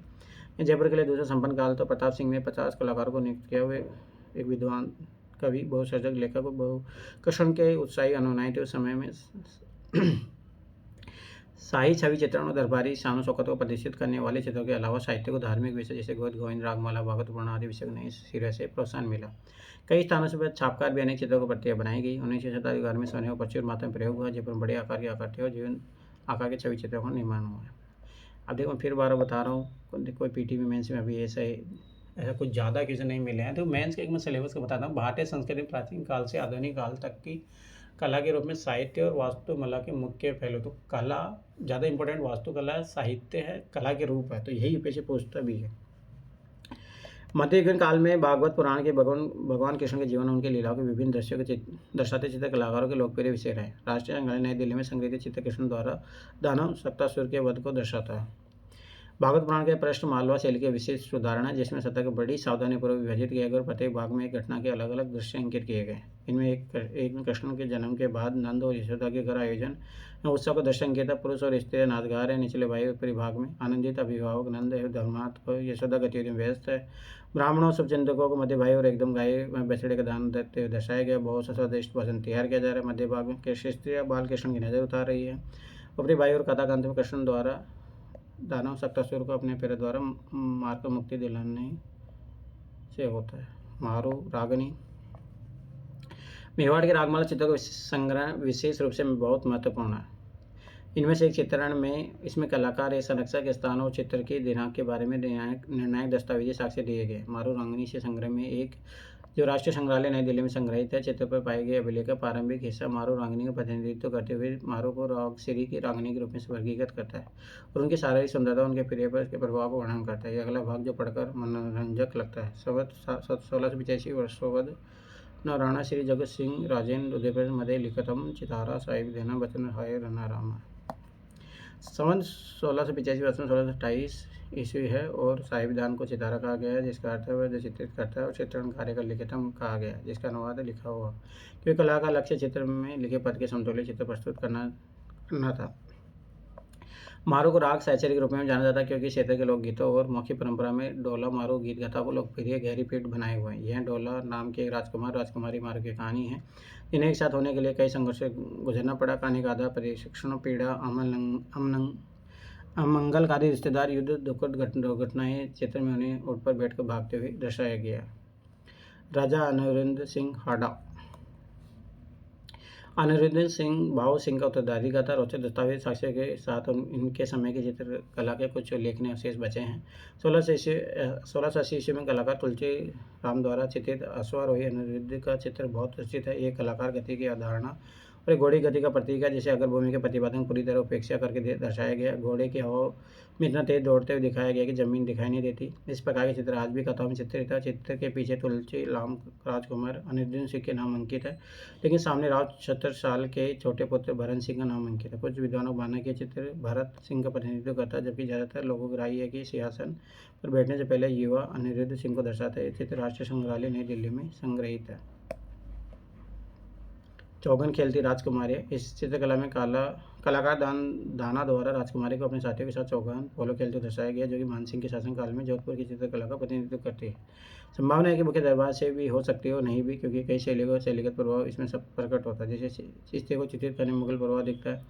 घोड़े के चित्रण में दक्कन का प्रभाव, चेहरे की विशेषता का चित्रण बूंदी और किशनगढ़ और हरे रंग को सपाट सतह पृष्ठभूमि के लिए स्वदेशी वीरता को संकेत मिलता है। चित्र के ऊपरी हिस्से में एक पंक्ति लिखी जिसका अनुवाद इस प्रकार है। घोड़े पर सवार युवतियों का खेल। ये चित्रकला 1810 में बनाई गई थी और राष्ट्रीय संग्रहालय नई दिल्ली में संग्रहित है। इसलिए जयपुर में खेला जाता है इसे। झूले पर कृष्ण का उदास राधा ये चित्रकला रसप्रिया का दर्शाती है। इसमें कलाकार का नाम और तारीख अंकित है। 1683 ईस्वी में कलाकार नसरुद्दीन द्वारा इसे चित्रित किया गया जिन्हें बीकानेर दरबार में 1614 से 1694 का कार्य किया। चित्र वास्तुकला दृश्य चित्रण के तत्वों को न्यूनतम और सांकेतिक प्रतिनिधित्व के साथ एक शुद्ध और सरल रचना प्रस्तुत करता है। चित्रकला को दो भागों में विभाजित करने के लिए नसरुद्दीन ने चित्र के मध्य में हल्के तरंग गीत टीले के रूप में चलता से नियोजित किया है। यह नियोजन एक शहरी विन्यास को पेड़ से लदे ग्रामीण क्षेत्र में बदल देता है या इसके विपरीत ग्रामीण क्षेत्रों को शहरी विन्यास में बदल देता है। चित्र के ऊपरी हिस्सों में चित्रित वास्तुलिपि मंडल उसी स्थान को महल के आंतरिक हिस्सों के रूप में दर्शाता है जबकि हरी घास के मैदान पर कुछ वृक्ष बाहरी और देहाती परिदृश्य को प्रदर्शित करते हैं। इस प्रकार घर के अंदर बाहर होने वाली गतिविधियों को कोई भी समझ सकता है। चित्र के ऊपर हिस्से में कृष्ण एक गोपी के आवास में झूले पर बैठे हुए इसके साथ आनंद ले रहे हैं और उनके विनोद स्थल के बारे में जानने पर रूठी हुई राधा दुखी होकर ग्रामीण बच्चे से दूर एक वृक्ष के नीचे अकेले बैठी है। राधा के दुख के बारे में जानकर कृष्ण व्याकुल हो उठते हैं और उनके पीछे पीछे आते हुए परंतु संधि नहीं होती। इसके बीच राधा की सखी प्रकरण में पता चलता है और वह संदेश पाकर शांति दूत की भूमिका निभाती है। वह कृष्ण के पास आती है और उन्हें राधा के दुख और दुर्दशा के बारे में बताती है और उनसे राधा मनाने की प्रार्थना करती है। चित्र संग्रहालय नई दिल्ली में संग्रहित है। बनी ठनी ये है यूपीएससी ने जो क्वेश्चन पूछा 2018 में बताया था। चैप्टर का क्वेश्चन है। सावंत सिंह ने ब्रज भाषा में लेखक नागरीदास के नाम से कृष्ण और राधा पर भक्तिपूर्ण कविता की रचना की। उनके बारे में कहा जाता है कि वे एक युवा गायिका के प्रेम में दीवाने थे जिसे बनी ठनी का नाम दिया गया। उसका सौंदर्य मोहित करने वाला क्योंकि उसकी सुंदरता और शिष्टा अदिति थी। वह राज सिंह की पत्नी की परिचायक थी और एक अत्यंत प्रभावशाली कवित्री, गायिकी और नर्तकी थी। बनी ठनी सावंत सिंह की कविता की प्रेरणा स्रोत थे जिन्होंने राधा कृष्ण के प्रेम प्रसंग पर कविता लिखी है। उन्होंने कविता बिहार जस चंद्रिका में बनी ठनी के बारे में लिखा है जो निहाल चंद के चित्र बनी ठनी का आधार बना। इसी प्रकार कविता में चित्र का समीक्षण प्रदर्शित होता है। 100 जनों के अत्याचार परेशान सावंत सिंह ने अंततः 1757 ईस्वी में सिंहासन त्याग दिया और बनी ठनी के साथ वृंदावन चले गए। किशनगढ़ के अतिरंजित चेहरे का प्रकार जो किशनगढ़ शैली के विशिष्ट और परमगुप्त शैली पहचान बना माना जाता है कि बनी ठनी की आकर्षक तेज चेहरे की विशेषताओं से लिया गया। निहाल चंद को किशनगढ़ की अति सुंदर विशिष्ट मुख्य कृति का बदलने का श्रेय दिया जाता है, जो सामंत सिंह और बनी ठनी की आकृति में राधा और कृष्ण के रूप में नयना बीराम दृश्य में शानदार रंगों से चित्रित हुआ है। राधा के रूप में बनी ठनी चित्र में राधा का चेहरा, उसकी घुमावदार आंखों, भौहों के अतिरंजित मेहराव, तीक्ष्ण काल, गालों पर सफेद लहरदार केस, पतले होंठ और स्पष्ट धोड़ी अस्तित्व है। विशेष चित्र संग्रह राष्ट्रीय संग्रहालय नई दिल्ली में संग्रहित है। चित्रकूट में राम और उनके परिवार का मिलन। गुमान द्वारा चित्रित रामायण 40 के मध्य चित्रित कथा की निरंतरता को चित्रित करने का उत्कृष्ट उदाहरण साधारण से दिखने वाली झोपड़ी पर्णकोटी जैसे आधार स्तंभ सामग्री जैसे मिट्टी, लकड़ी और हरे पत्ते से पहाड़ी तलहटी के जंगल में वर्षों से घिरे ग्रामीण दृश्य के रूप में स्थापित किया गया, जहाँ रामायण का यह प्रसंग घटित हुआ है। कलाकार गुमान ने 22 से कथा शुरू करते समय इसे दाई और समाप्त किया। रामायण के अनुसार जब राम को वनवास भेजा गया तब वह भरत जहाँ वहाँ उपस्थित नहीं थे। दशरथ के निधन के पश्चात दुख से उबरने और पश्चाताप में डूबे भरत अपनी तीनों माताओं, ऋषि विशिष्ट और दरबारी के साथ राम को मनाने के लिए उनसे मिलने जाते हैं। चित्रकला में कहानी 3 माताओं के साथ शुरू होती है, जो चित्रकूट में राजकुमारी पत्नी के साथ झोपड़नुमा आवासों की ओर बढ़ती है। माताओं को देखते ही राम, लक्ष्मण, सीता श्रद्धा में झुक जाते हैं। सौगृत कौशल्या अपने पुत्र राम के पास पहुंचती है और उन्हें अपने भावों में ले लेती है। राम तब अन्य 2 माताओं सुमित्रा और कैकेयी को सम्मानपूर्वक नमस्कार करते हैं। फिर वे निष्ठापूर्वक ऋषियों को स्वीकारते हैं और नीचे बैठकर उनसे बात करते हैं। जब ऋषि दशरथ की मृत्यु का समाचार सुनते हैं तो राम वेदना में एकाकी गिर जाते हैं। सुमंत के ऋषियों के पीछे श्रद्धापूर्वक खड़े हुए दिखाया गया है। तीनों माताओं और लक्ष्मण, भरत और शत्रुघ्न की पत्नियों को सीता से बात करते दर्शाया गया है। दाईं तरफ चित्र की चौखट से बाहर निकलने पर समूह के साथ एक कथा की समाप्ति होती है। चित्र में कथा की हर बात को अंकित किया गया है। चित्र राष्ट्रीय संग्रहालय नई दिल्ली में संग्रहित है। तो 2 चैप्टर अपने कंप्लीट हो गए हैं। लगभग अपने को कंप्लीट करना है इसका। चलो 1 मिनट वेट करते हैं, फिर करते हैं इसको आगे। ठीक है, तो 3rd चैप्टर अपने स्टार्ट करते हैं। मुगलकालीन चित्रकला, लघु चित्रकला।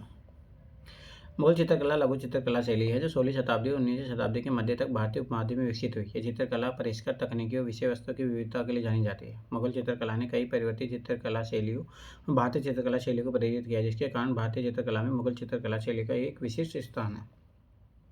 मुगल शासक विभिन्न कलारूपों के संरक्षक थे। प्रत्येक मुगल अधिकारी ने अपनी रुचि व पसंद के आधार पर सुलेखन, चित्रकला, वास्तुकला, किताब बनाना, पुस्तकें चित्रित करना आदि विकास में अपना योगदान दिया। उन्होंने कलाकारों की चित्रशाला में गहरी रुचि ली और अभूतपूर्व नई शैली का पालन पोषण कर तत्कालीन कला परिदृश्य की गतिशीलता प्रदान की और उसे नई ऊंचाइयों पर ले गया था। मुगलकालीन चित्रकला को समझने के लिए प्राय मुगलकालीन राजनीतिक वंशावली को ध्यान में भी रखा जाता है। यहाँ से कोई क्वेश्चन बनेगा नहीं। एक बार क्वेश्चन बना था चित्रकला से रिलेटेड, देखते हैं इसमें है या नहीं है। मुगल चित्रकला पर विभिन्न प्रभाव। मुगल लघु चित्रकला में देशी विषय वस्तु और चित्रकला शैली, फारसी शैली, उसके बाद यूरोपीय शैली का सम्मिश्रण रहा। इस काल की कलाओं में देशी व विदेशी प्रभाव के घुलने मिलने की झलक दिखाई देती है। मुगल चित्रकला शैली अपने चरम पर इस्लामिक, भारतीय, यूरोपियन दृश्य, संस्कृति और सौंदर्य गति परिष्कृत मिश्रित रूप को प्रस्तुत करती है। मिश्रित शैली वाले चित्रों को देखते हुए उस काल में निर्मित कलाकृतियों के समृद्ध खजाना पहले से चली आ रही उस काल की पारंपरिक मूल भारतीय व ईरानी शैली से काफ़ी अधिक विकसित था।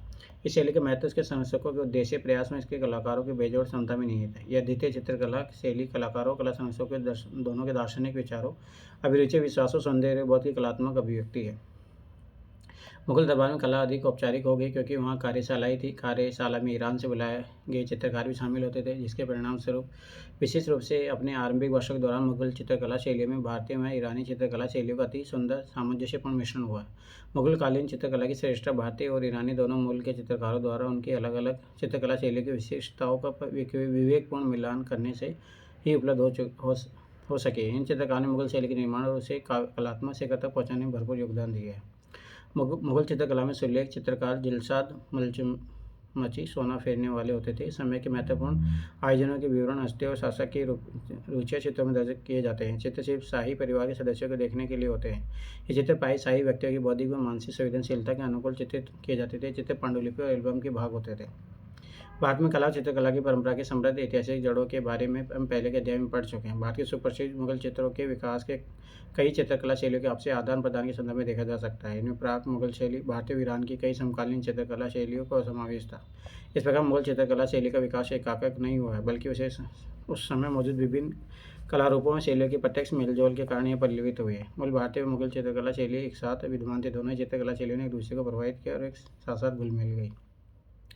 भारत में प्राक मुगल शैली में उसके समांतर देशी चित्रकला शैलियों की अपनी विशेषताएं थी, जिसमें उनका सौंदर्यबोध उद्देश्य निहित था। मूल भारतीय चित्रकला शैली का सपाट परिदृश्य, सशक्त रेखांकन, बहुरंगी रंग योजना, आकृति में वास्तु के स्पष्ट प्रतिरूपण पर जोर था, जबकि मुगल शैली सूक्ष्म तकनीक, आकृतियों के त्रिविमी चित्रण से निर्मित यथार्थवादी चित्रण पर केंद्रित थी। शाही दरबार के दृश्य, शाही व्यक्तियों के छवि चित्रण, फूल पौधों, जीव जंतुओं के यथार्थवादी चित्रण मुगल चित्रकारों की प्रिय विषय वस्तु थे। इस प्रकार भारत में उस समय मुगल चित्रकला शैली एक नित्य परिष्कृत शैली के रूप में उभरी। मुगल शासकों ने अपनी विशेष कलात्मक वरीयता, विषय वस्तु की रुचि, दार्शनिकता और सौंदर्यबोध, गम्य संवेदनशीलता के आधार पर मुगल चित्रकला शैली को विस्तार किया। इस अध्याय में आगे कालानुसार मुगल चित्रकला शैली के विकास की चर्चा करेंगे। प्रारंभिक मुगल चित्रकला। प्रथम मुगल शासक बाबर वर्तमान के उज्बेकिस्तान से 1526 में भारत आया। वह तैमूर और चरगठाई तुर्क का वंशज था। उसने ईरान और मध्य एशिया की संस्कृति, सौंदर्यात्मक संवेदनशीलता सम्मिश्रण किया। विभिन्न कला रूपों में बाबर की सक्रिय रुचि थी। उसकी ख्याति के एक विद्वान और कला पारखी पांडुलिपियों में वास्तुकला के उदार संरक्षक आदि तौर पर थे। उसकी आत्मकथा बाबरनामा में सम्राट की राजनीतिक गतिविधियों के कलात्मक जुनून का विस्तृत विवरण है। बाबरनामा उस प्रेम व आसक्ति को दिखाता जो एक विदेशी के तौर पर भारत के लिए बाबर के मन में थी। सभी घटनाओं को उत्साहवश विस्तार से लिखने के कारण बाबर ने स्मरणों को दर्ज करने की परंपरा स्थापित की, जिसका भारत में उसके उत्तराधिकारी ने महत्वपूर्ण किया। साहित्य चित्रशाला में रचित पुस्तकों व एल्बम सिर्फ सुलिखित नहीं बल्कि चित्रित भी की।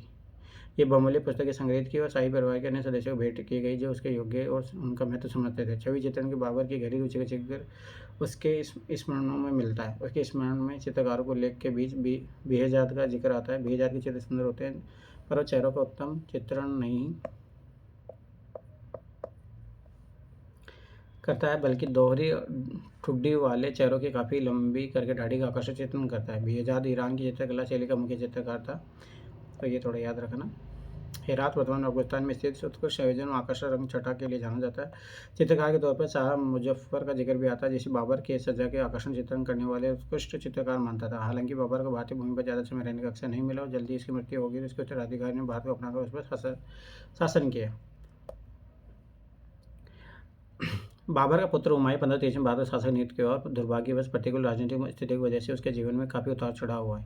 अफगान शासक शेरशाह ने उसकी गद्दी छीन ली। हुमायूं ने पर्शिया फारसी के सफाविद दरबार में वहाँ के शासक शाह तहमास की शरण ली। यद्यपि यह घटना उसके राजनीतिक शासन में गौरवशाली है, परंतु पांडुलिपियों चित्रकला के इतिहास के लिए हुमायूं का सफाविद दरबार में शरण लेना सौभाग्यपूर्ण था। अपने इसी निवासन के दौरान शाही तहमास के दरबार में पांडुलिपि चित्रण और लघु चित्र से कला शैली की अपरितम आकर्षक कला परंपरा से उसकी पहली बार साक्षात्कार हुआ। दरबार के कुशल चित्रकार द्वारा शाह तहमास के लिए बनाए गए चित्रों को देखकर हुमायूं काफ़ी प्रसन्न हुआ। शाह तहमास की सहायता से उसने 1545 में काबुल में अपना दरबार स्थापित किया। हुमायूं ने राजनीतिक और सांस्कृतिक कार्यभारों के साथ आगे बढ़ते हुए उदार और मिलनसार शासक के रूप में अपनी पहचान बनाई। शाही दरबार में होने वाले चित्रण और चित्रकारों से वो काफ़ी प्रभावित और भारत में भी ऐसी कार्यशाला निर्मित करने की आकांक्षा रखता था। भारत में अपने शासन पुनः स्थापित करते उसने वहाँ के मुख्य चित्रकारों को अपने दरबार में बुला दिया। उसने दो फारसी चित्रकारों मीर सईद अली और अब्द समद को अपने दरबार में स्टूडियो स्थापित करने और शाही चित्रण बनाने के लिए आमंत्रित किया। यहाँ ध्यान देने योग्य बात है कि दोनों चित्रकार विशेष रूप से छवि चित्रण के लिए जाने जाते हैं और उन्हें विशेष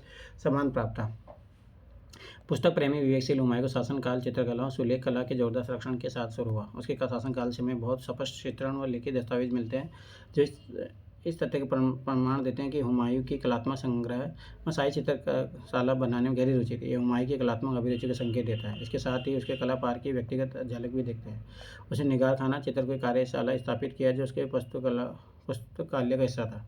भारत में से चित्रशालाओं के आकार व प्रकार चित्रकारों की विस्तृत जानकारी नहीं मिलती, लेकिन यह तथ्य ज्ञात है कि हमज नामक चित्रण उसे शुरू करवा दिया था, जिससे उसके पुत्र और उत्तराधिकारी अकबर ने जारी रखा। जब हम मुगलकालीन लघु चित्रकला शैली के शुरुआती दौर के एक असाधारण चित्र princess of the house of Timur का अध्ययन करते हैं, तो उसके आकार जटिल संरचना उसमें ऐतिहासिक छवि चित्रण को देखकर आश्चर्यचकित रह जाते हैं।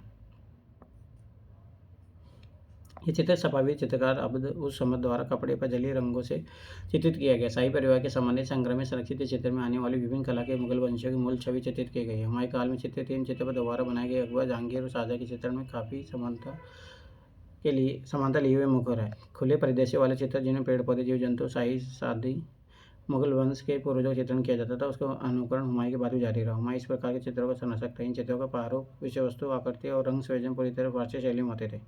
इस बिंदु पर हम कह सकते हैं कि इन चित्रों में भारतीय शैली का विशेष प्रभाव नहीं है, पर जल्दी ही चित्रों की भाषा बदलनी शुरू होती और विकसित होती अनूठी मुगल शैली के साथ विशिष्ट शाही अभिरुचि का सामंजस्य होने लगता है। हुमायूं द्वारा शुरू की गई चित्रकला की परंपरा और उनके प्रति लगाव को उनके पुत्र अकबर ने बरकरार रखा। अकबर के दरबार के इतिहासकार अबुल फजल ने कला के लिए अकबर के जुनून को उल्लेख किया है। यह बताता है कि 100 से भी अधिक चित्रकार उसके शाही चित्रशाला में नियुक्त किए गए थे। इसमें से उस समय के सर्वाधिक कुशल फारसी और देसी चित्रकार शामिल थे। इसे भारतीय और भारतीय चित्रकारों को मेलजोल हुआ, जिसने एक विशिष्ट कला शैली के विकास में योगदान दिया। इन कलाकारों ने एक साथ मिलकर महत्वाकांक्षी योजना पर काम शुरू किया, जिसमें दृश्य भाषा और विषय वस्तु से को लेकर नए मानक स्थापित है। माना जाता है कि अकबर को पढ़ने लिखने में परेशानी होती थी, जिसमें पांडुलिपि चित्रण का महत्व बढ़ गया। उसमें संरक्षण में पांडुलिपि के अनुवाद और चित्रण की मौलिक परियोजनाएं पूर्ण की गई। उसकी योजना में सबसे पहला कार्य अपने पिता की कलात्मक विरासत हमज नामक चित्रण कार्य जारी रखा। हमज जहांनामा पैगंबर मोहम्मद के चाचा हमजा की वीरतापूर्ण कामों को चित्रित ग्रंथ। अकबर को हमजा की कहानी सुनने में आनंद आता था। हमजा मध्य पूर्व के देशों के जन सामान्य बुद्धिजीवियों के बीच लोकप्रिय चरित्र थे, जिनकी कहानियाँ व्यावसायिक कथावाचक जोर से सुनाते थे। हमजा के विवरण की स्पष्ट झलक के लिए लिखित पन्नों के साथ साथ चित्र भी चित्रित किए जाते थे। राजाओं चित्रांकित विवरण तथा हमजानामा के पाठ सुनने दोनों गहरी रुचि थी। इन चित्रों के विशेष उद्देश्य के कारण इनका आकार बड़ा था। इनकी सतह कागज के ऊपर चिपकाए गए कपड़ों की बनी, जिसके ऊपर कथावाचक के लिए विवरणात्मक गद्य लिखा गया। इसके ऊपर जलीय और अपारदर्शी रंगों की गाउच या तकनीकें इस्तेमाल की गई। ऐसा लगता है कि मुगल चित्रकला विभिन्न कलात्मक परंपराओं से प्रेरित कलाकारों को सामूहिक कार्य है। मुगल चित्रकला में आसपास मौजूद प्रकृति के ही फूल पत्ती, पेड़ पौधों व जीव जंतु के अंकन की छवि ली गई। हमजानामा के चित्र पूरी दुनिया के विभिन्न काल संग्रह में है। यह लिखित हमजानामा 14 खंड में है। इसकी 1400 पन्ना की चित्रित करने में करीब 15 वर्ष लगे थे। ये विशाल योजना की तिथि 1567 मानी गई है। 2 फारसी कुशल चित्रकार मीर सैयद अली अब्दुल समद के निरीक्षण में चित्रित की गई है। हमजानामा चित्र हमजों के जासूसों को कैमूर शहर पर हमला में जगह का सावधानीपूर्वक उपयोग किया गया तथा दृश्यों का स्पष्ट विभाजन किया गया और कि जिसे उस आसानी से देखा व समझा जा सके। इस प्रकार के चित्र में बहुत सी गतिविधियां घटित हो रही है और तीखे चटक रंगों का प्रयोग किया गया है। इस प्रकार चित्र की जीवंतता को दर्शाया गया, जिसमें हमजा के जासूस कैमूर शहर पर हमला कर रहे हैं। पेड़ पौधों, पत्तियों, अन्य आकार के सशक्त बाह्य रेखांकन से स्पष्ट किया गया है। ज़्यादातर चेहरे पार्श्वकार अंकित किए गए, पर 3/4 चेहरे भी दिखाए गए। फर्श, खंभों और बुर्जों पर उत्कृष्ट घने जटिल पैटर्न के आकार पर फारसी प्रभाव दिखता है। इसी तरह चट्टानों, चौपाया, पशुओं के चित्रण भी फारसी प्रभाव दिखाई देता है, जबकि वर्ष लताएं और चटक लाल पीले रंगों का समृद्ध रंग योजना भारतीय है। अकबर ने सांस्कृतिक एकीकरण के लिए कई हिंदू ग्रंथों का अनुवाद कराया। उसने कई महत्वपूर्ण संस्कृत ग्रंथ का फारसी भाषा में अनुवाद और चित्रण करवाया। हिंदू महाकाव्य महाभारत का फारसी में अनुवाद और चित्रण भी इसी काल में हुआ था, जिसे रमजानामा के नाम से जाना जाता है। तो यार देखो, अकबर के काल में होता था, इसीलिए पूछा भी गया था। योग वशिष्ठ के बारे में अकबर ने करवाया था। इसका चित्रण 1509 में कुशल चित्रकार दशरथ के निरीक्षण में संपूर्ण हुआ। यह पांडुलिपि खूबसूरत सुलेख में लिपि पद, उसमें एक गुणंत चित्र। इसी समय रामायण का भी अनुवाद चित्रण हुआ। गोवर्धन मिस्किन जैसे चित्रकार का उनके दरबार के उत्कृष्ट दृश्यांकन के लिए सम्मानित किए गए। असाधारण पांडुलिपि अकबरनामा अकबर की व्यक्तिगत व राजनीतिक जिंदगी विस्तृत विवरणों पर आधारित थी। सबसे कीमती योजना में से एक थी। अकबर स्वयं व्यक्तिगत रूप से चित्रकारों मिलता जुलता था और उनके कार्य निरीक्षण मूल्यांकन करता था। अकबर के संरक्षण में मुगल चित्रकला के में विभिन्न विषय वस्तु का अंकन हुआ, जिसमें राजनीतिक विजय, दरबार के मौलिक दृश्य, धर्मनिरपेक्ष ग्रंथ, महत्वपूर्ण व्यक्तियों की छवियों के साथ साथ हिंदू, पौराणिक, फारसी और इस्लामिक विषय शामिल थे। भारत के लिए सम्मान और भारतीय शास्त्रों के लिए प्रति अकबर के आकर्षण ने देश को लोकप्रिय शासक बनाया।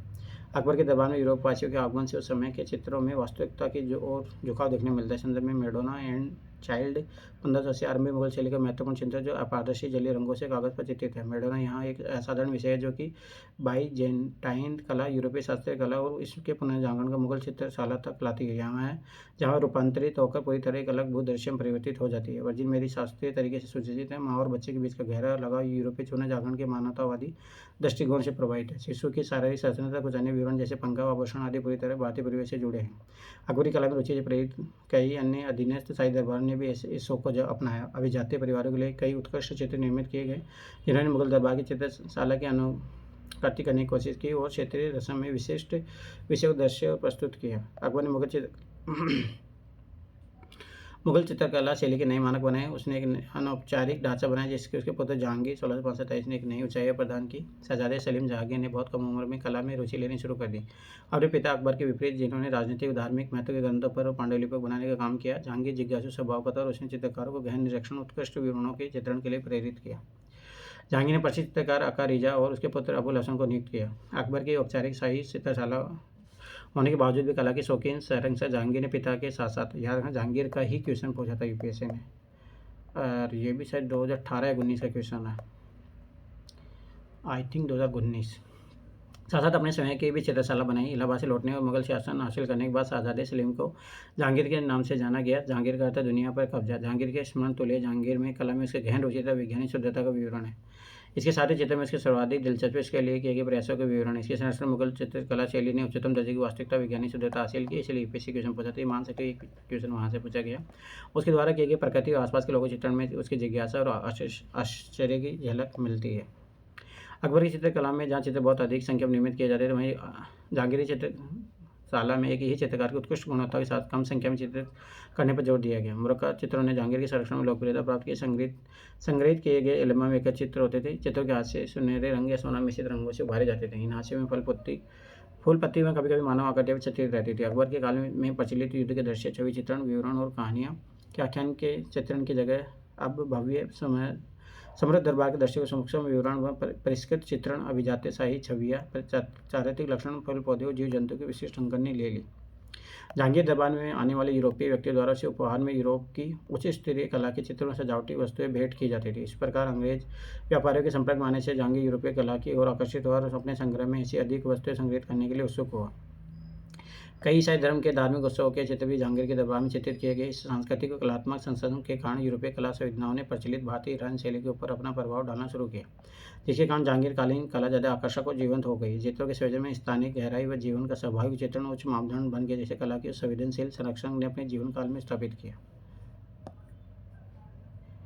मुगल चित्रशाला ने कलाकारों ने सृजनात्मक तरीके से देसी, फारसी, यूरोपीय तीनों शैलियों का सम्मिश्रण करके मुगल चित्रों को अपने समय की जीवंत शैली को उद्गम बनाया। यह अपनी तरह की विशेष शैली भी बनी। अबुल हसन और मनोहर द्वारा 1620 में चित्रित जहांगीरनामा कई संग्रहों में बिखरा हुआ चित्र दरबार में जहांगीर एक विलक्षण चित्र है। चित्र के केंद्र में सबसे ऊंचे स्थान पर जहांगीर और उसकी आंखें चमकदार स्पष्ट रंगों से घिरे शानदार सफ़ेद स्तंभ पर और सिर के ऊपर की शानदार छतरी की ओर जाती है। दाई और हाथ जोड़े खुर्रम उपस्थिति में खड़ा हुआ सूजा भी उसके बराबर में। सूजा मुमताज़ महल का पुत्र, जिसके परिवेश दरबार में नूरजहाँ ने की।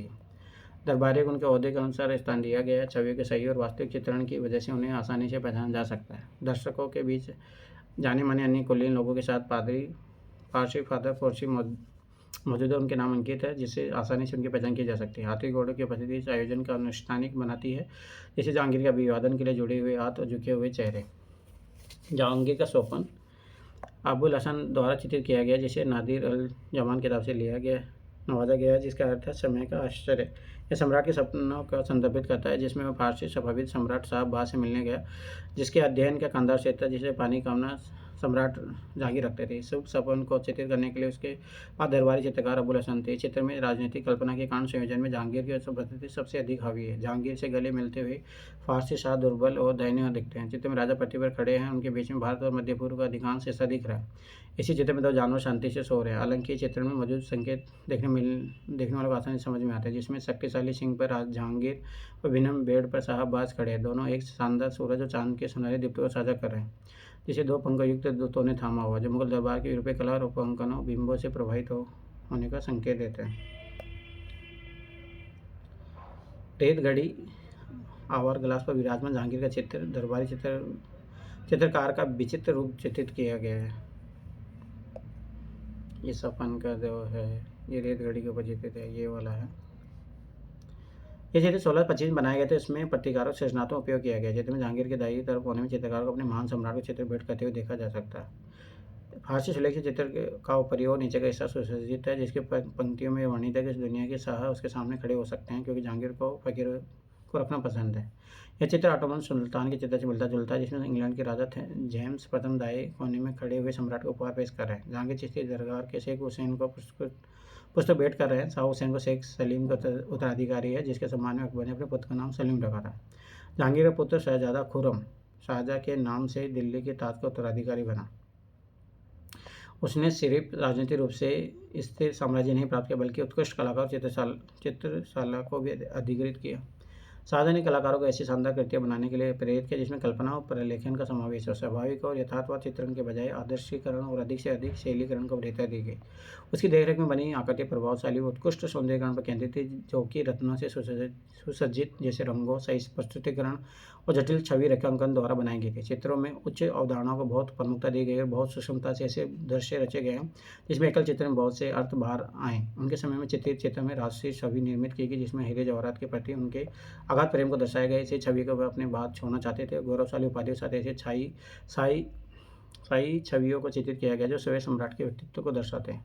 पदशाहनामा राजशाह का इतिहास दरबार की चित्रशाला के अंतर्गत चित्रित सबसे अधिक समृद्ध लुभावनी योजना में से एक था। यह एक असाधारण पांडुलिपि है जिसने भारतीय लघु चित्रकारी में ऊंचाइयों को पाई है। इस काल में मुगल चित्रकला ने शाही, ऐतिहासिक और राष्ट्रीयवादी विषयों को चित्रित करने के लिए सम्मोहक रंगों, जटिल संयोजनों का विभिन्न दृश्यों में प्रभावशाली प्रयोग किया। मुगल चित्रकला ने अपने समय की समकालीन दुनिया को विकसित कला परंपराओं के शानदार समावेश को अपनी शैली में प्रस्तुत किया। उसने उस समय के यूरोपीय कलाकारों को प्रेरित करना शुरू कर दिया। प्रसिद्ध यूरोपीय चित्रकार रेम्ब्रांड बहुत गहराई से मुगल दरबार की चित्रकला से प्रभावित था और उसने रेखाओं की नजाकत पर महारत पाने के लिए कई भारतीय चित्रों का अध्ययन किया। इस अध्ययन से उसने स्पष्ट किया कि विश्व कला के परिदृश्य में मुगल चित्रकला का विशिष्ट स्थान है। शाहजहाँ के उत्तराधिकार पुत्र दारा शिकोह को साम्राज्य का उत्तराधिकारी नहीं मिला। वह एक उदार अपरंपरागत मुगल था। सूफी रहस्यवादी के लिए द्वारा की गई प्रतिबद्धता और वेदांती दर्शन में उसकी गहरी रुचि उल्लेखनीय है। Dara Shikoh with sages in garden 1635 में चित्रित असाधारण चित्र ने उसके व्यक्तित्व को अमर कर दिया। अपने लोगों द्वारा प्यार किए जाने वाला विद्वान, संस्कृत समेत अन्य कई भाषाओं के जानकार व्यक्तित्व का अंकन इस चित्र का केंद्रीय विषय था। वह कवि, वह काला पारखी था। उसने अपनी पत्नी को भेंट करने के लिए चित्रों का विशेष एल्बम बनवाया। दुर्भाग्यपूर्वक दारा के साहित्य में दर्शन के शौक के कारण उसके व्यक्तित्व को गलत समझा गया। उसकी विनम्रता को नकारात्मक माना गया और उसमें प्रशासन के लिए निपुणता की कमी समझी गई। द्वारा अपने भाई औरंगजेब से बिल्कुल अलग था। वह उदार दार्शनिक और वैचारिक संघर्ष के मुद्दे पर सबको मिलाकर चलने वाला समझौतावादी दृष्टिकोण रखता है। ऐसा माना जाता है कि दूसरा अकबर बनता, मतलब अच्छा शासक बनता। शाहजहाँ के जीवन काल में ही उत्तराधिकार जंग में दारा शिकोह अपने भाई औरंगजेब से पराजित हो गया। आलमगीर औरंगजेब ने जब सत्ता में आया तो उसने उस समय की राजनीतिक परिदृश्य को अकबर के समकालीन दिखाने का प्रयास किया। भारत के दक्कन में संघर्षों और विजय की श्रृंखला ने मुगल साम्राज्य को वापस अपनी जगह पर ला दिया। उसका ध्यान मुगल साम्राज्य के विस्तार और अपने नेतृत्व में एकीकरण पर केंद्रित था। औरंगजेब ने मुगल चित्रशाला में चित्रों को निर्मित करने के काम को आगे नहीं बढ़ाया। हालांकि शाही चित्रशाला को तुरंत बाद बंद नहीं किया गया और सुंदर चित्रों का चित्रण जारी रहा। उत्तरकालीन मुगल चित्रकला कला के प्रोत्साहन और संरक्षण में सतत गिरावट के कारण अति कुशल कलाकारों ने मुगल कार्यशाला को छोड़ दिया। इन कलाकारों प्रांतीय मुगल शासकों ने स्वागत किया है। राजा मुगल राजवंश के अनुकृति पर अपने राजकुल के गौरव तथा दरबार की कार्यवाही घटनाओं चित्र में प्रदर्शित करना चाहते थे। हालांकि मोहम्मद शाह रंगीला, शाह आलम द्वितीय, बहादुर शाह जफर के समय कुछ उत्कृष्ट चित्र बने, लेकिन वे चित्र मुगल चित्रकला शैली की बहुत भूजती समा के आखिरी लोगों के समान थे। 1823 में बहादुर शाह जफर शीर्षक का चित्र बनाया गया। इसमें चित्र अंग्रेजों द्वारा उन्हें बर्मा से देश निकाला दिए जाने के करीब 2 दशक पहले बनाया गया था। 1857 के भारतीय विद्रोह की विफलता के बाद अंग्रेज सुनिश्चित करना चाहते थे दिल्ली के आसपास कोई मुगल शासक अधिकार जताने वाला न रहे। बहादुर शाह जफर अंतिम मुगल बादशाह था जो कवि, विद्वान और कला पारखी था। नए राजनीतिक माहौल, अस्थिर स्थानीय रजवाड़े और अंग्रेजों के उत्थान ने भारतीय कला परिदृश्य को फिर से बदल दिया। चित्रकारों, कला नए संरक्षक उनके सौंदर्य संबंधी शिरोकारों, विषय वस्तु की पसंद और चित्रात्मक भाषा के अनुसार ढलने लगी। अंततः मुगल लघु चित्रकला शैली यानी प्रांतीय चित्रकला शैली और कंपनी चित्रकला शैली में विलीन हो गई। मुगल चित्रकला की प्रक्रिया। मुगल लघु चित्रकला शैली के ज़्यादातर चित्र पांडुलिपि या शाही एल्बम के हिस्से थे, अर्थात दृश्य और प्रारूप में लिए गए स्थान में विषय वस्तु साझा करते थे। किताबों बनाने के लिए पहले हाथ में कागज बनाया जाता था और फिर उन्हें पांडुलिपि के आकार के अनुसार काटा जाता था। फिर पृष्ठों पर लिखा जाता था। कलाकार के लिए निर्दिष्ट स्थान छोड़ा जाता था और कलाकार को दिया जाता था कि वे लिखी गई विषय वस्तु के अनुरूप चित्र बनाए। कलाकार इसके लिए पहले खाका खींचता था, फिर तस्वीरें चेहरनामा बनाता था, अंतिम चरण में रंग भरता था, जिसे रंग मिजी कहते हैं। मुगल चित्रकला के रंग और तकनीक। कार्यशालाओं के चित्रकार रंग बनाने की कला में भी माहिर थे। मुगल कालीन चित्र विशेषकर हस्त निर्मित कागजों पर बनाए जाते थे। रंग अपारदर्शी होते थे। प्राकृतिक स्रोतों से पेशकर या मनचाहे रंग बनाने के लिए अन्य रंगों को मिलाकर बनाए जाते थे। रंग गिलहरी या बिल्ली के बच्चों को बालों से बनी तुलिका द्वारा लगाया जाता था। कार्यशाला में चित्र बनाना विभिन्न कलाकारों के सामूहिक प्रयास का परिणाम था। मूल चित्र का खाका बनाना, रंग पीसना, चित्र में रंग भरना और अन्य बारीकों को जोड़ना आदि काम आपस में बटे होते थे। सभी कार्य एक ही व्यक्ति द्वारा किए गए हो ऐसी भी संभावना हो सकती है। अतः शुरुआती मुगली दौर में बनी कलाकारों के सामूहिक प्रयास का परिणाम था। इसके प्रत्येक कलाकार अपनी काबिलियतें सौंपे गए कार्य के अनुसार काम करता था। अभिलेख बताते हैं कि कलाकारों को काम के अनुसार प्रोत्साहन वेतन में बढ़ोतरी दी जाती थी। अभिलेखों में उत्कृष्ट कलाकारों के नाम शाही कार्यशाला में उनके स्तर के बारे में जानकारी देते हैं। एक बार चित्र पूरा हो जाने के बाद उसे एक खास किस्म के बहुमूल्य पत्थर एगेट द्वारा घिसा जाता था। इसका उद्देश्य कलाकारी को पॉलिश करना, रंगों को पक्का करना, उस पर वांछित चमक लाना होता था। सिंदूरी रंग हिंगुल से, नीला रंग लाजवर से, चमकीला पीला हड़ताल से, सफ़ेद रंग सीप को पीस करता था, गहरा रंग काला रंग लकड़ी के कोयले से बनाया जाता था। किसी चित्र को बेशकीमती दिखाने के लिए सोने चांदी के चूरा रंग में मिलाया जाता था। चित्रों को बिखारा जाता था। विद्यार्थियों के लिए प्रोजेक्ट छोड़ो ये चीज़। नॉर्स आर्क 1590 में बनी चित्रित पांडुलिपि दीवानी हाफिज का एक उत्कृष्ट चित्र है। इस पांडुलिपि के अलग अलग पृष्ठ विभिन्न संग्रहालय में ऐसा बताया जाता है कि हल्के रंगों के चित्रण अकबर की शाही चित्रशाला के अग्रणी कलाकार मिस्किन द्वारा बनाया गया था। पैगंबर नूर जहाज में है और उनके साथ कई जानों के जोड़े हैं ताकि ईश्वर द्वारा मनुष्य के गुनाहों की सजा देने के लिए भेजी गई बाढ़ से पैदा हुई तबाही के बाद दुनिया फिर पनप सके और आबाद हो सके। अब देखो ना, एक चीज़ मैं बताता हूँ, ऐसा ही विवरण है ना हिंदू धर्म ग्रंथ शास्त्रों में मिलता है। मतलब देखो चीज़ें मैं फिर उतारा, आप धर्म को माइन्यूट लेवल पे जाओगे तो सब चीज़ें एक ही है, पर सब लोगों ने धर्म का नाम दे दे के लोगों को बर्बाद करके रखा। इस चित्र में इब्लिस को नोह के बेटे जहाज से बाहर फेंक रहे हैं, जो कि जहाज का तबाह करने आया था। चित्र में सफ़ेद और लाल नीले पीले रंगों के सूक्ष्म अष्टमल आकर्षक है। चित्र में पानी का चित्रण उदाहोदय परिप्रेक्ष्य में होने के कारण चित्र में एक विशेष नाटकीय ऊर्जा उत्पन्न करता है। चित्र फेरी गैलरी छोड़ो गोवर्धन को पर्वत को उठाते हुए कृष्ण, ऐसा बताया जाता है कि हरिवंश पुराण के चित्र के अलग अलग पृष्ठ विभिन्न संग्रहालयों में मिस्किन द्वारा बनाया गया चित्र metropolitan museum of art New York संयुक्त राज्य अमेरिका के संग्रह में है। हरिवंश पुराण उन कई संस्कृत पांडुलिपि में से एक है जिसका मुगल ने फारसी में अनुवाद कराया था। भगवान कृष्ण पर आधारित ग्रंथ के फारसी में अनुवाद की जिम्मेदारी अकबर के दरबार के एक कुलीन विद्वान बदायूनी को सौंपी गई थी। ये जानना दिलचस्प होगा कि अकबर के दरबार में एक और प्रसिद्ध विद्वान अबुल फजल के विपरीत बदायूनी अपने कट्टर धार्मिक विचारों के लिए जाना जाता था। हरि या भगवान कृष्ण ने गोवर्धन पर्वत को अपने सभी अन्यायी ग्रामीणों उनके पशुओं को एक अन्य शक्तिशाली भगवान इंद्र द्वारा भेजी मूसलाधार बारिश से बचाने के लिए उठाया गया था। हरि उस पर्वत को विशाल छतरी की तरह उपयोग करते हैं ताकि पूरा गाँव उसके नीचे शरण ले सके। पश्चिमी विश्राम पर बाज, यह चित्र उस्ताद मंसूर द्वारा बनाया गया था जिसे जहांगीर ने नादिर उल अस्तर की उपाधि से नवाजा था। जहांगीर के पास कई बेहतरीन बाज थे और कई उत्साही पारखी की तरफ से उनका चित्रण किया है। यह चित्र संयुक्त राज्य अमेरिका में ओहियो कविलियन संग्रहालय में स्थित संग्रहित है। छवि को उसका आधिकारिक जीवनी जहांगीरनामा में शामिल किया गया है। पारसी सम्राट शाह अब्बास द्वारा भेंट किए गए एक बात का दिलचस्प संस्मरण जहांगीर बताते हैं कि जहांगीर उस बात को बिल्ली द्वारा मार दिए जाने पर उसकी स्मृति को भविष्य के लिए सुरक्षित करने के लिए अपने चित्रकारों से चित्रित करवाते। दिखाए गए चित्र पक्षी विश्राम पर ब्याज मुगल कलाकार उस्ताद मंसूर द्वारा बनाए चित्र में से एक है। ज़ेब्रा, इस चित्र में तुर्कों द्वारा इथियोपिया से लाया गया जेबरा दिखाया गया है। जेबरा मुगल सम्राट जहांगीर के उनके रईस मीर जाफर ने भेंट किया था। जहांगीर ने इस चित्र पर राज दरबार के बादशाह फारसी में लिखा है कि एक खच्चर है जिसे तुर्क रुमैया मीर जाफर के साथ इथियोपिया वैसे से लाए थे। ये चित्र नादिर उल अस्तर अपने समय के प्रतिष्ठित व्यक्ति उस्ताद मंसूर द्वारा बनाया गया था। जहांगीर नामे स्पष्ट है कि यह जानवर नवरोज या नए साल के उस समय मार्च 1621 राजा को भेंट किया गया। यह भी कहा गया कि जहांगीर ने उसे गौर से जांचा क्योंकि कुछ का मानना था कि यह एक घोड़ा जिस पर किसी ने धारे रंग दी है।